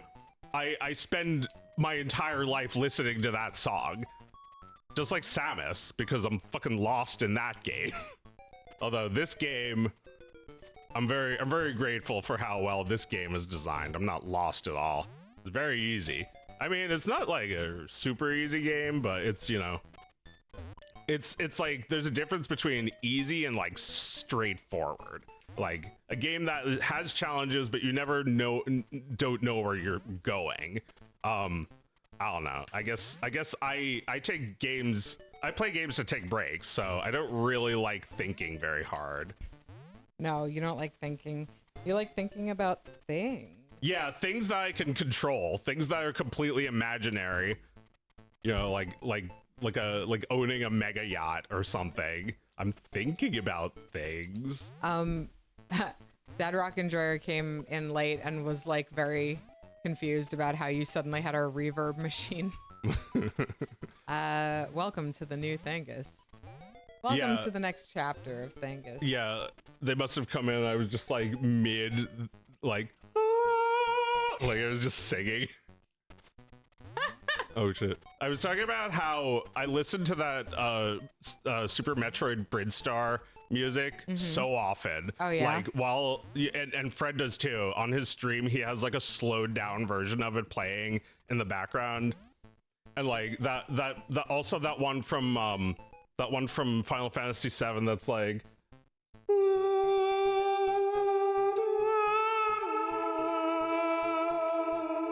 Which game is that? Oh wait, oh, Final Fantasy VII?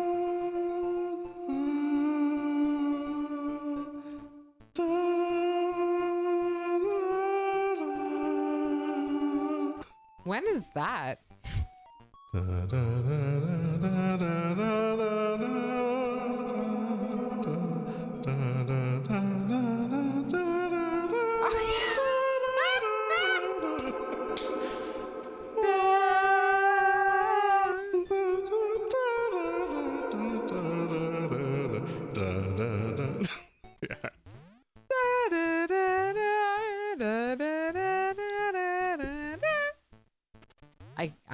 I can't do the heavenly I'm actually voice. lost. I'm actually stuck. How do I get up there?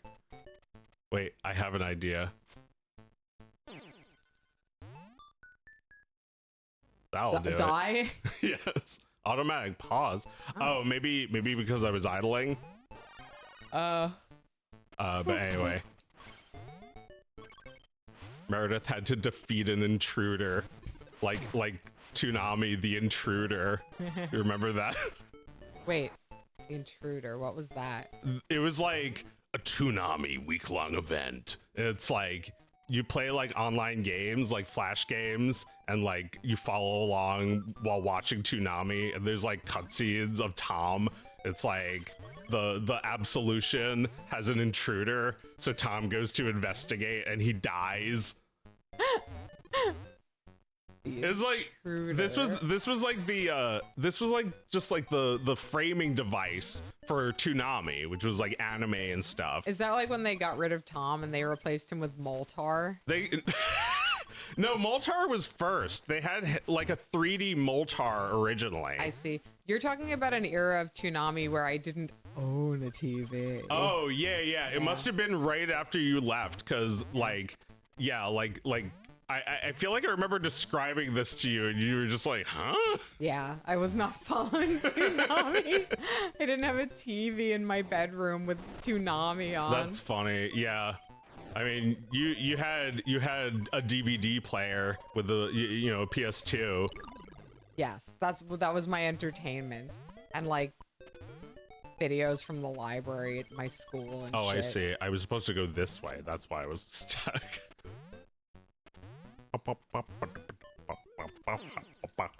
Oh, damn it. But yeah, I remember that exact situation that you depict in your game. I remember being there. I remember sleeping there. Sleeping in that bedroom. But there's no Joe in Perfect Tides. No, there isn't, and I've thought about why that is. You know, Yeah. because like the idea as it came to me, like, why did I decide not to do that? Well, like, I think giving a character siblings complicates the story, and I've given other characters only one sibling too. Like in Octopus Pie, Eva's an older sister, Yeah. and I think that kind of like, you know, that defines her a little bit. Yeah. The way that Mara is a younger sister defines her. Yeah. She's put upon, you know. Yeah. You know. So you're hiding all of the older sister shit. Oh yeah, no, I mean, absolutely, right? Absolutely, right? Mara is more innocent because she's not picking on younger siblings. Yeah. Absolutely. But that's just, what a character is. It's not you, it's a facet of Yes, you. exactly. I can't write every facet of myself all at once. That is too much honesty.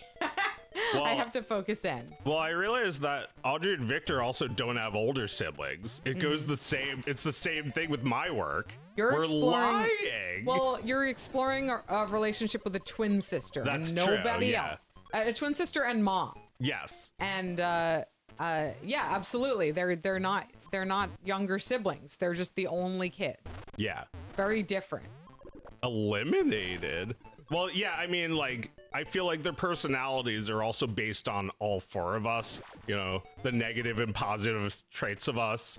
So like, it's not one-to-one for anything. No, exactly. And like, there are other characters who take on those roles, Yeah.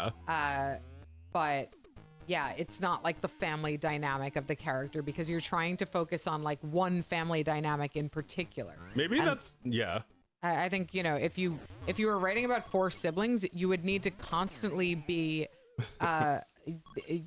interacting with different siblings at different times. Yeah. And it's like, if that's not what the story is about, then you got to remove that. That's a complication, you know? Yeah. I do think it's funny that in Scott Pilgrim,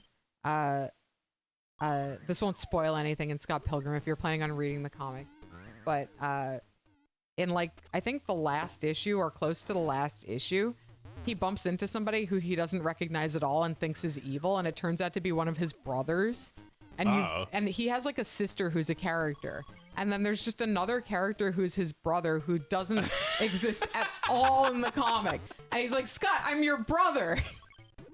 I feel like there's isn't there like a character in South Park or something? Like doesn't Cartman have a brother or something that we never see? I don't remember that. But that would be really funny. The idea that like Cartman It's just is not that a character, I guess. Cartman is that to his mother. And there's another kid. Yeah. That is just like in the closet or something. Harry Potter. There was an early episode where you see his whole family and like his dad is there, and they obviously changed that because they did the whole episode about the mystery of his dad. Right. So like even episodes of shows aren't like really consistent. There's no truth telling, obviously. No, but especially not with the Cartman's dad thing, which was just a joke. Right.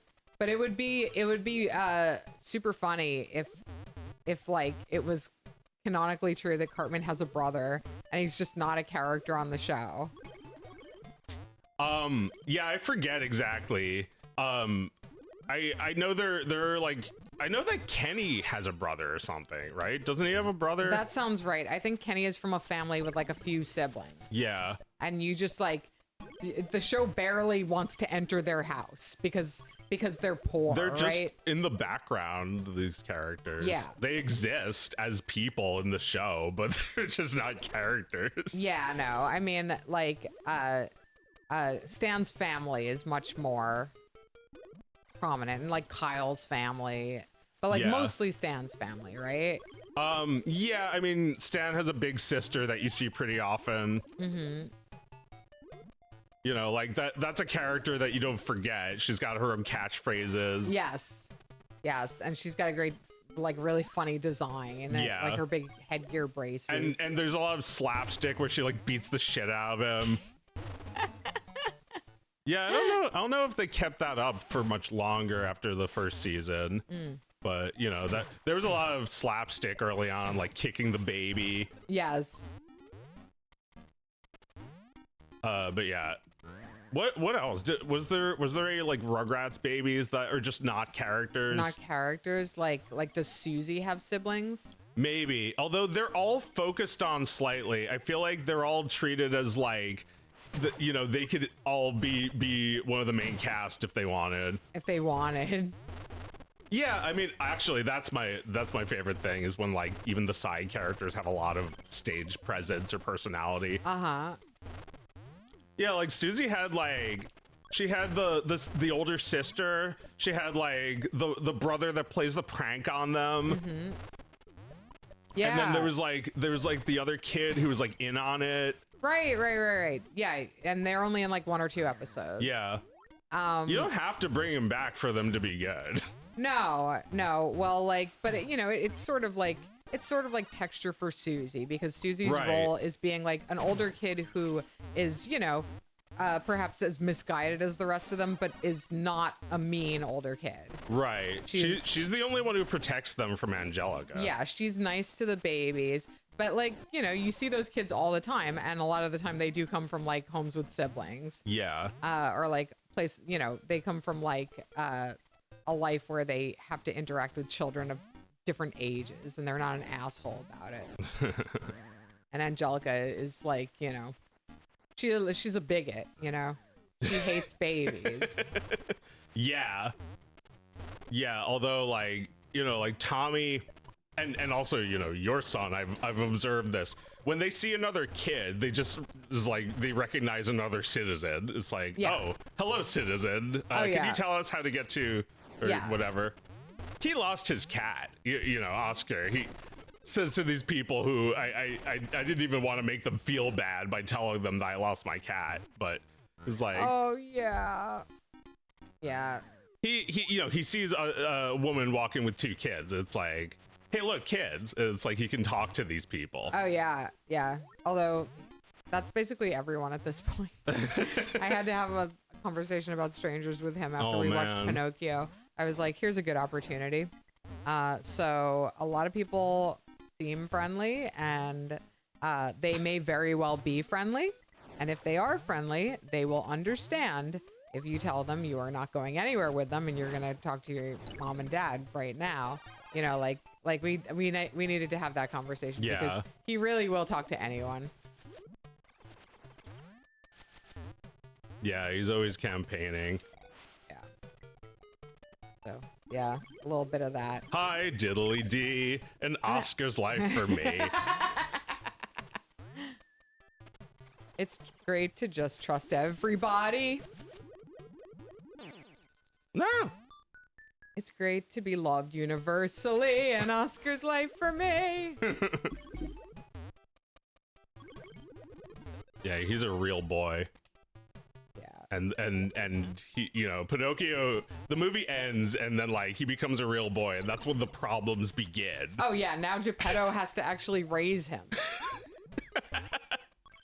Geppetto, you know, now he can feel pain, he can drown. It's like, what if he just died because he thought he could, like, you know, live underwater? Geppetto will definitely spank him. Oh God. Right? Yeah, he'll feel pain and not understand it the first time. Not understand why his father is hitting him. And then, you know, he thinks that causing pain is good, so he's violent in his life. How about that? Well, maybe that's what Lies of P is about. That's what Lies of P is about? What happens if you hit your kids? No, Lies of P is about Pinocchio. Oh, he's Pinocchio? Yeah. There's a new game, right? I don't know if the nose is a mechanic. I just think it should be. Like, you should lie and trip people with that That's what Lies of P is about? No, I mean, I've never played it. I just know it's a Souls-like that's based on Pinocchio. I see. It's like a hot guy, right? Lies. He's a real man. Oh, but he lies. I'm not sure if that's a problem. Well, you say he's a real man. He's a real man. Well, yeah, he's probably a puppet, right? Is he? He looks just like a guy. Like maybe he grew up. Like this is what happens after he becomes human and grows up. I have no idea if Lies of P is a good game. It sounds goofy to me. Yeah, it sounds really goofy, but I see people talking about it. Yeah, although you can't trust people. No, it's absolutely people like Coldplay and vote for the Nazis. There's a character called Super Hands from Peep Show. It's really funny and says shit like that. Oh man. Like, what you got there, Super Hands? Oh, just a bit of crack. Like, smoking crack. It was just a bit of crack. Cool. Oh, but yeah, like you can't trust people because Souls people will buy every fucking one of those games. Ah, yeah. Like, you know, I understand that these are good games, but you can't honestly tell me that I have to play all of them, right? No, they're all kind Maybe of the same. Dark Souls 3 and Elden Ring, right? Like those seem like the best ones to me. Totally. Yeah, you can study those and be fine. You have to play Lies of P. Like that name sounds so fucking fake. Now that I know it's Pinocchio, I'm like, what, are you too embarrassed to use the real name so you call him P? Yeah, like you should just call it Pinocchio or something. Yeah. Put Disney's Pinocchio on the cover so people, so grandmas buy it. Yeah, grandma foolers. The Lies of P. Pinocchio wouldn't fit. It was too long.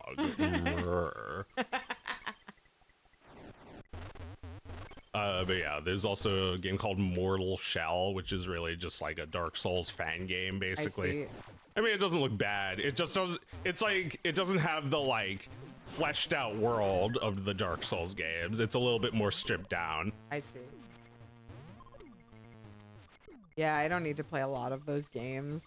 No, although if you want to study them, I guess you know you should probably. Have you ever played Shovel Knight? No. I like Shovel Knight. It's a little bit like a DuckTales game. You know, you bounce around on your shovel everywhere. I see. But yeah, that was a little bit like a Dark Souls game, but like a little bit more for me. Okay. So if you want to check that one out, it's pretty good. But yeah, Dark Souls 3, Dark Souls 1 is really hard, and Dark Souls 2 is way harder. I watched you play the one. King's Hand. King's Hand? Oh, King's Field. Yeah, not the King's was Hand. that was really like mad old, so like it was even more Crundus than. Although, yeah, like the Dark Souls games want to be difficult in the same way that NES games like Mega Man were difficult. Sort of Crundus, sort of unfair, sort of bullshit. But they want to like design it to an incredible degree. Yeah, like you kind of get the idea that it's supposed to be that way. Yeah. Because you're enjoying it, even though it's too hard. It's Yeah. like you probably wouldn't even want to play this game if it was like easy. Like you fight skeletons, and it feels like you're fighting skeletons in a way that you've never fought skeletons in a video game before. You've fought 10 trillion skeletons in like Castlevania and whatever, but never like this. These skeletons are really intelligent. They follow you, they predict your movements, they block, they parry, they roll, they do everything you can do. And it's like you're just like fighting another person. It's like you're just fighting a guy. It's not like a regular skeleton that just goes down in one hit. Yeah, he doesn't just fall into a pile And then of the bones. bosses are like 20 feet tall, and it's like, this is the greatest challenge you'll ever face. You know, and then, you know, you're just given another greatest challenge you'll ever face later. Yeah. Love the art in this. This creepy little faces. I know. Yeah, this game is super influential to like Pizza Tower and Anton Blast.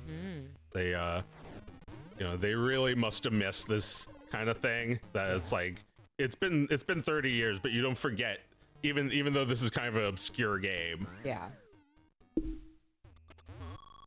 We've got a little bit more time Okay. for the stream's out. How far into the game are you? Not that far. Wow. Like there's a lot of I'm on like games. world 3. Yeah, Wow. it's pretty long. There's maybe 8 worlds. Can you save the game? Yeah, it saves every level. Nice. Well, then maybe we'll finish it on another stream. Yeah, we got like 5-ish minutes. Oh, okay. Anything we should discuss? Yeah, let me see what I wrote down. Let's see. There were 10 years between Pong and Joust. There were 10 years between Oregon Trail and Frogger. There were 20 years between Pong and Sonic.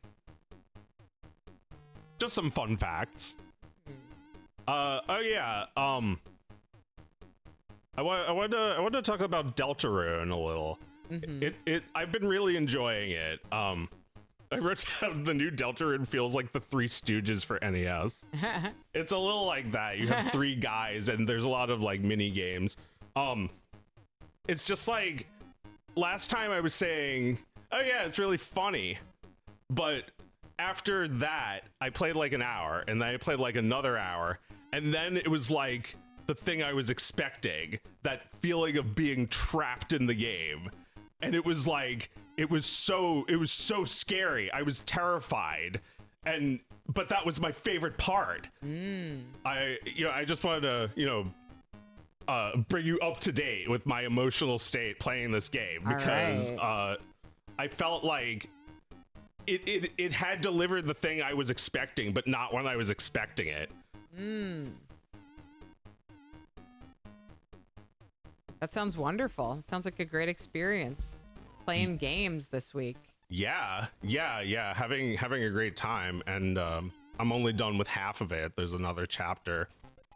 Oh, wow. Yeah, you've really been sipping it, living with it. Well, yeah, like, you know, I have a friend that I try to talk to about it, and it's just everything is a spoiler. It's like I can't actually talk about this with anyone. No. It's like, for some people, it's a social media thing. For some people, they're experiencing it with everybody. But for me, it's just like, I don't want anything between me and the game. No. I don't want you to color it with your interpretations or your theories. I don't want there to be fan art that makes me see who the characters are for the first time. Right. Well, I mean, I did fan art, but none of those were real. That was just fake. I do characters that I thought might have been in the Delta. That's cool. Sounds fun. Oh my god. It's fighting for your life. Oh my god, you made it. But yeah, like, you know, that's just had me thinking even more strongly about the like Yokoi stuff, that like you don't need any new hardware. You can go for millions of years making games with this and coming up with like shit that's just like unseen before. You know, like even Dark Souls wasn't really like a technological breakthrough. I mean, maybe the AI was a little bit more intelligent than it was capable of before, but that's still withered technology. Yeah. That's still using it in a new way that no one thought of. And I'm just like looking at the whole picture of games. You know, it's almost ironic that Deltarune and Switch 2 are coming out. They came out on the same day. It's like, you have this new shiny new console, and you don't even need it to play this game. No. You can just play it however. You can play it on your Linux machine. There's like a fantasy console called the Pico 8, and some people have been making handhelds of it. Oh yeah. Yeah, it's pretty versatile. That sounds interesting to me. Like, the idea of maybe getting some games or even developing games for Pico 8, because it's just the right amount of withered. Yeah. It's got color, it's got stereo sound, it looks good. It's pixelated. You can port it out to other platforms. Sure. Yeah, there's like, I don't know, it feels like that's a way to go with developing games, because, you know, if you're like me, maybe you want a thing that's like not so complex, and that's why they developed Pico 8. Yeah, well, that's what I do. Like, I work in an old ass game engine from like 25 years ago, completely withered tech, and I don't want Unity because I don't want, like, that has like 500 times more shit than I need. Oh. This is what I'm talking about. Like, there's so many opportunities to be funny in video games that we few, like whoever made the Three Stooges, the few of them are exploring these jokes you could be making in video games. Yes. And I you know, I really think there's just like a you know, an unexplored wilderness of it.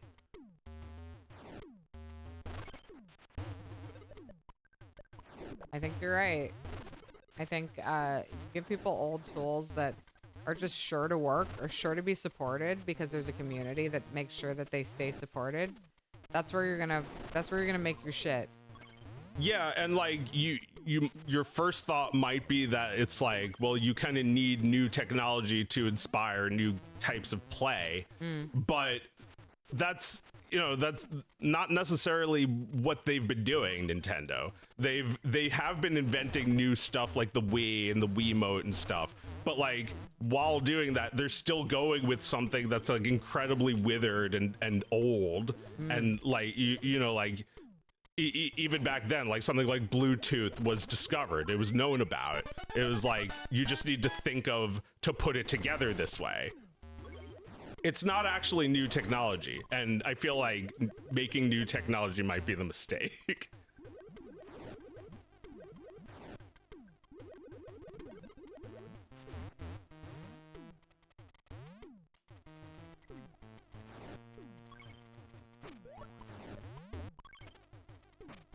Well, it all depends on if the technology inspires you. If you feel like this is the amount of bits you want for your art, this is this is beautiful, right? I think that's why Playdate is appealing to me, because it's a 2-bit system.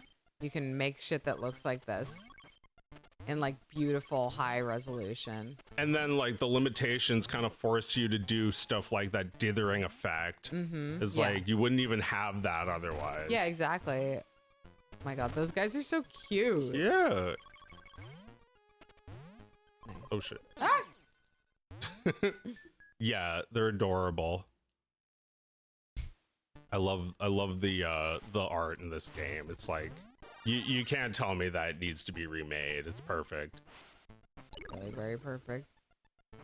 Well, I do think it needs to be discovered. This game is like, so it's like the people who made Anton Blast were like, don't people know this game? It's like, wait, do we have to make a game just so people know it exists? Yeah, that does seem to be what they did. All right, well, we should leave it there game-wise. Yeah. Any closing thoughts before we call it a night on Thingus? We should arm Greta.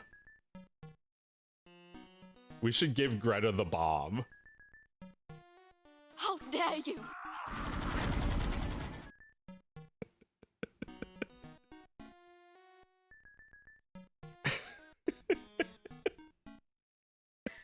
Oh, right. I wanted to say one more thing about Toby Fox, because you were talking about guru advice. And he actually did a article about how to get good at music.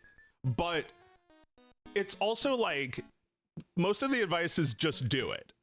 It's like the first line is just do it. So like, you know, like the rest of the advice is just the nitty gritty, right? That's a one and done kind of advice. That's not somebody who's trying to sustain their status as an advice giver. Right. This was on a twit longer, which it was archived on archive.org. So it's barely even available. Yeah, he's like, here's my advice. If you find this somehow in the future, great. I'm not giving it again. That's fine. That's fine. Most people are not going to listen to that anyway. Most people just aren't going to listen to that. But if it hits you when it was important for it to hit you, then it was good advice. Yeah, I mean, I've thought about like putting together some sort of materials for students, like tutorials or whatever. I'm gonna move me real quick so people can look at Wario while we're having this conversation. But yeah, I don't know. Like, I can't actually tell you how to make your art is the thing. Like, no, that's the thing. Like, even if I wanted to, you know, like it was frustrating to be a teacher, especially knowing that whether people benefited from my teachings or not, they still had to pay that fucking tuition. And I wasn't getting very much of it myself. So I was feeling a little hopeless about it in those days. But I think giving away things people can learn from is like, you know, you're not worried about whether they take your advice or not. Like, if they don't take your advice, they didn't spend anything. The advice was free. Yeah. And if they get something out of it for free, then you created value for them. Oops. You said something that means something to them. So it seems like that would be very rewarding to offer some kind of advice, but like in a formal way, not like in a fucking social media way. In a like, you know, I made this website and it's got information on it, and if this is useful to you, then here it is. Yeah. I think there is potential, perhaps, to give advice or teach in that way. Yeah, I mean, it's just that like people look at you for your success, and you can't give them your success either. No, you can't make happen for them. Well, if you want that, then there's no advice that anybody can give you. If you just want to like copy the life of somebody else, then there's no advice you can give them. Yeah. How to be like me, how to be like that guy, like King Louis. If anyone, yeah.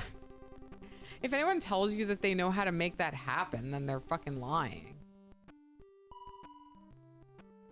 Yeah, that's true. Like the idea of advice. I mean, yeah, like you have to really like have nothing to gain if you're giving advice. Yeah. You have nothing to gain except maybe you can inspire artists, which is like a 20-year plan. Yeah.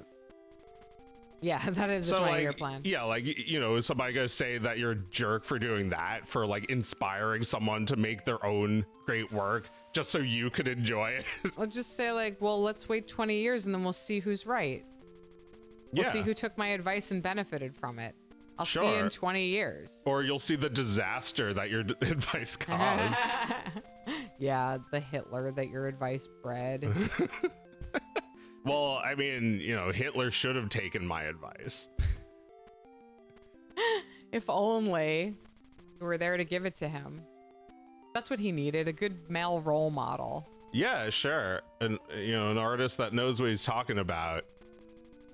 He didn't meet anybody who gave him good advice.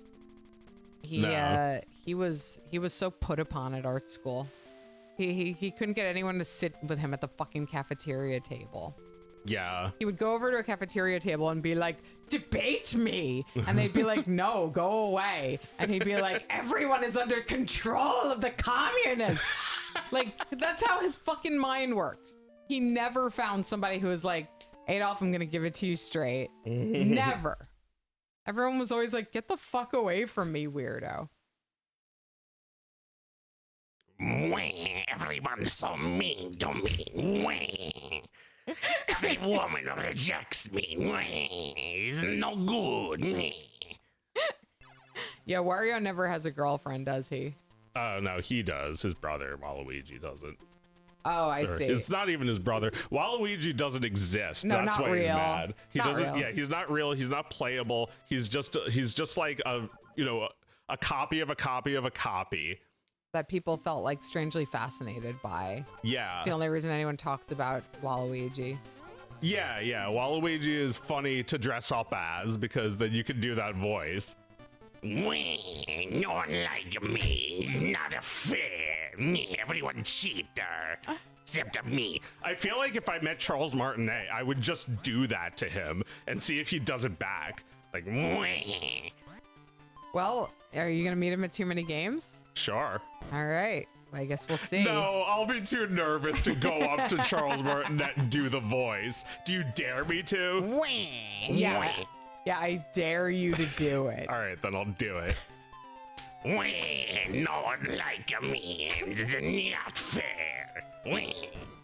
And like, I wouldn't record him or anything. I just want to see if he like, you know, Reacted to that? because like he legitimately loves doing those voices. I you know, I've seen his crazy Instagram videos where he's just holding two plushies and making them talk to each other.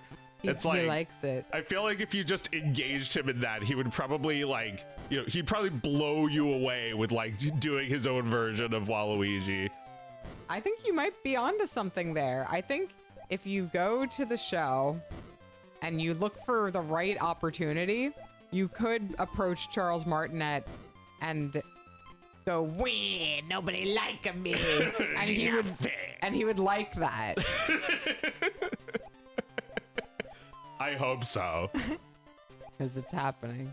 Yeah, it's a dare now. I just think it would be fun for both of you. Assuming he likes this. Oh yeah, I mean, do you think people go up to him and do that? Because people go up to me and go, bah, People go up to him and, yeah, people definitely go up to him and do his own voices at him. There's no way they don't, right? Yeah, probably.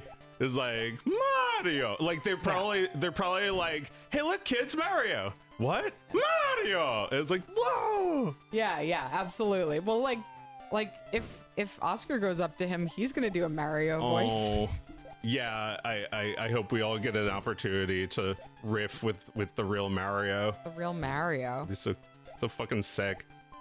Yeah, I think it's gonna happen. I think I'm gonna get in that line that you have to pay $80 to get And spend into. the entire like time we're there on that line. Yeah, and then leave like that was so worth it. Yeah, I mean, you know, even if we don't get to meet him, it's like we can do that voice at home. I'm gonna move me again so You can see that guy. you can see that guy. He's like a Tetris block. Oh my god. Look at his hair. Yeah, I know. He has so much of it. He has 80s hair. Let's see. Do I have one last thing I wanted to say? Yeah, we gotta wrap this one up.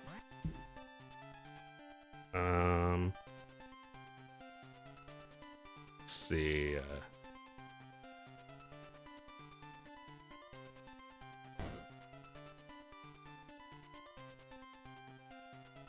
Oh yeah, the voice of John Redcord died.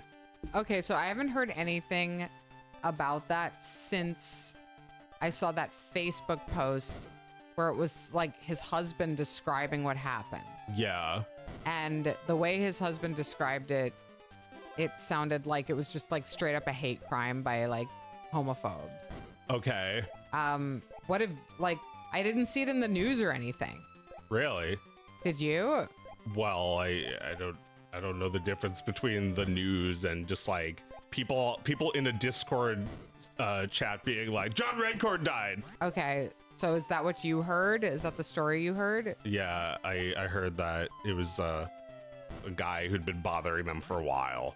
That's like horrifying. I mean, that's like that was very, very upsetting when I read about that.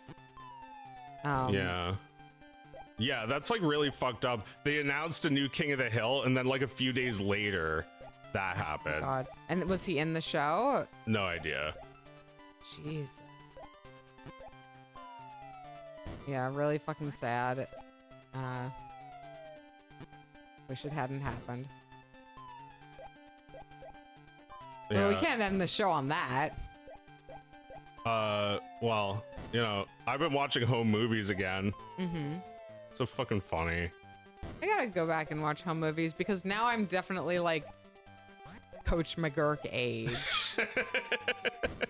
Yeah, you're starting to turn into that kind of grown up. Yeah. Brendan. That's what happens, Brendan. You get fat.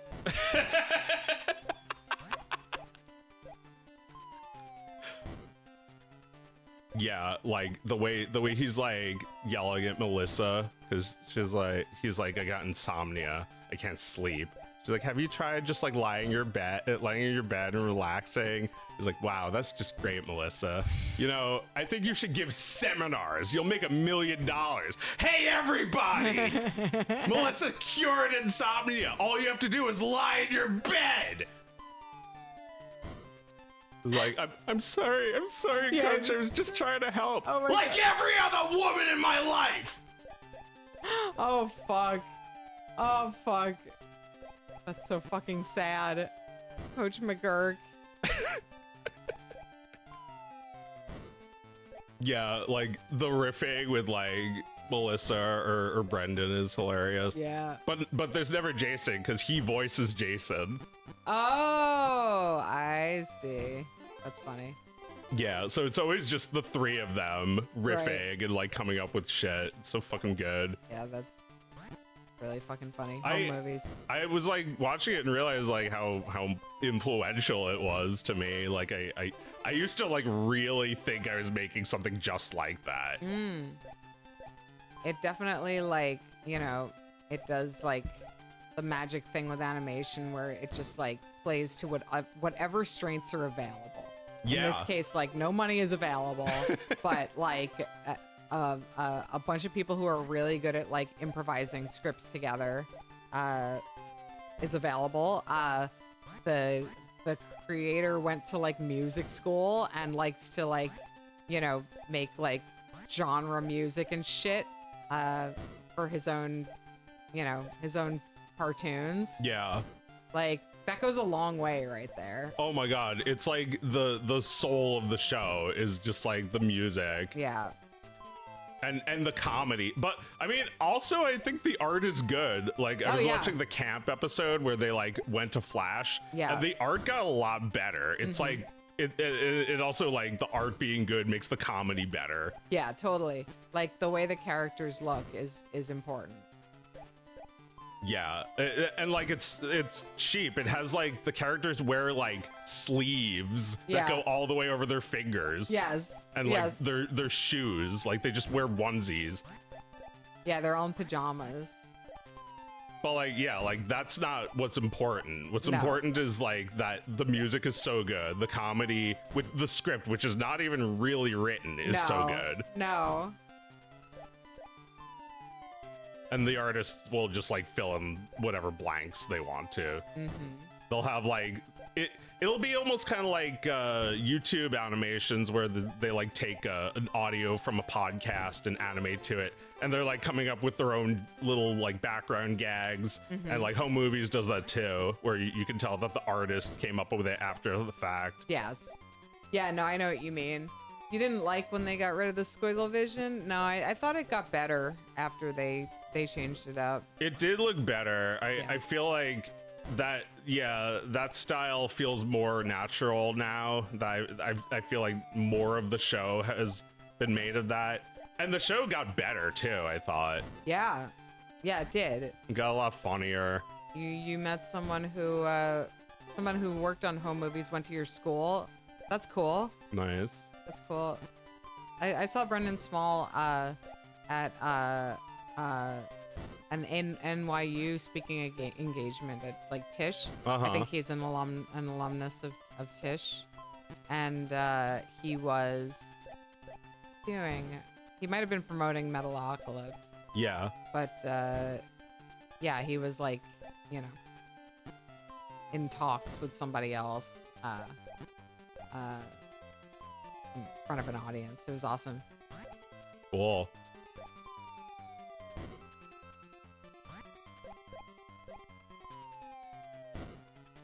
This guy had a story about the creator of Kappa Mikey exposing himself to him and like 3 other people. He told you that story like to a classroom full of college students? Wait, who? Brendan Small told that story? No, the guy who worked on Home Movies that went to the Cigar Likers college class told you a story about getting sexually harassed by the creator of Kappa Mikey. Just an animator. Oh my god. Oh, brother. Oh, brother. That's so fucking funny. Thank you for sharing. Yeah. Well, I'm glad that word got out that guy did that. That's probably for the best. Yeah. And, you know, God rest all those poor souls who worked on Kappa Mikey. Yeah. And had Those to see anonymous his dick. souls. Had to see his dick that looked like a flash drawing, right?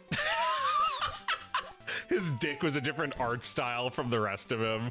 Yeah, and it kind of tweened up and down. Well, yeah, like, oh, God. Yeah, he's live action, but the dick is just like tweed. With thick outlines, It's thick like angular outlines. It's like the same feeling when you see the villain at the end of Who Framed Roger Rabbit.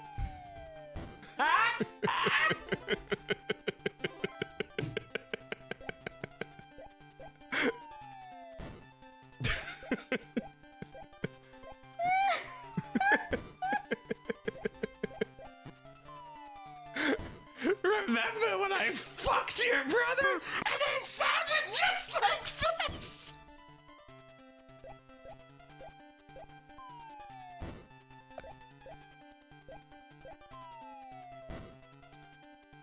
That's Thingus. Good Have night. a Thingus, everyone. Good night.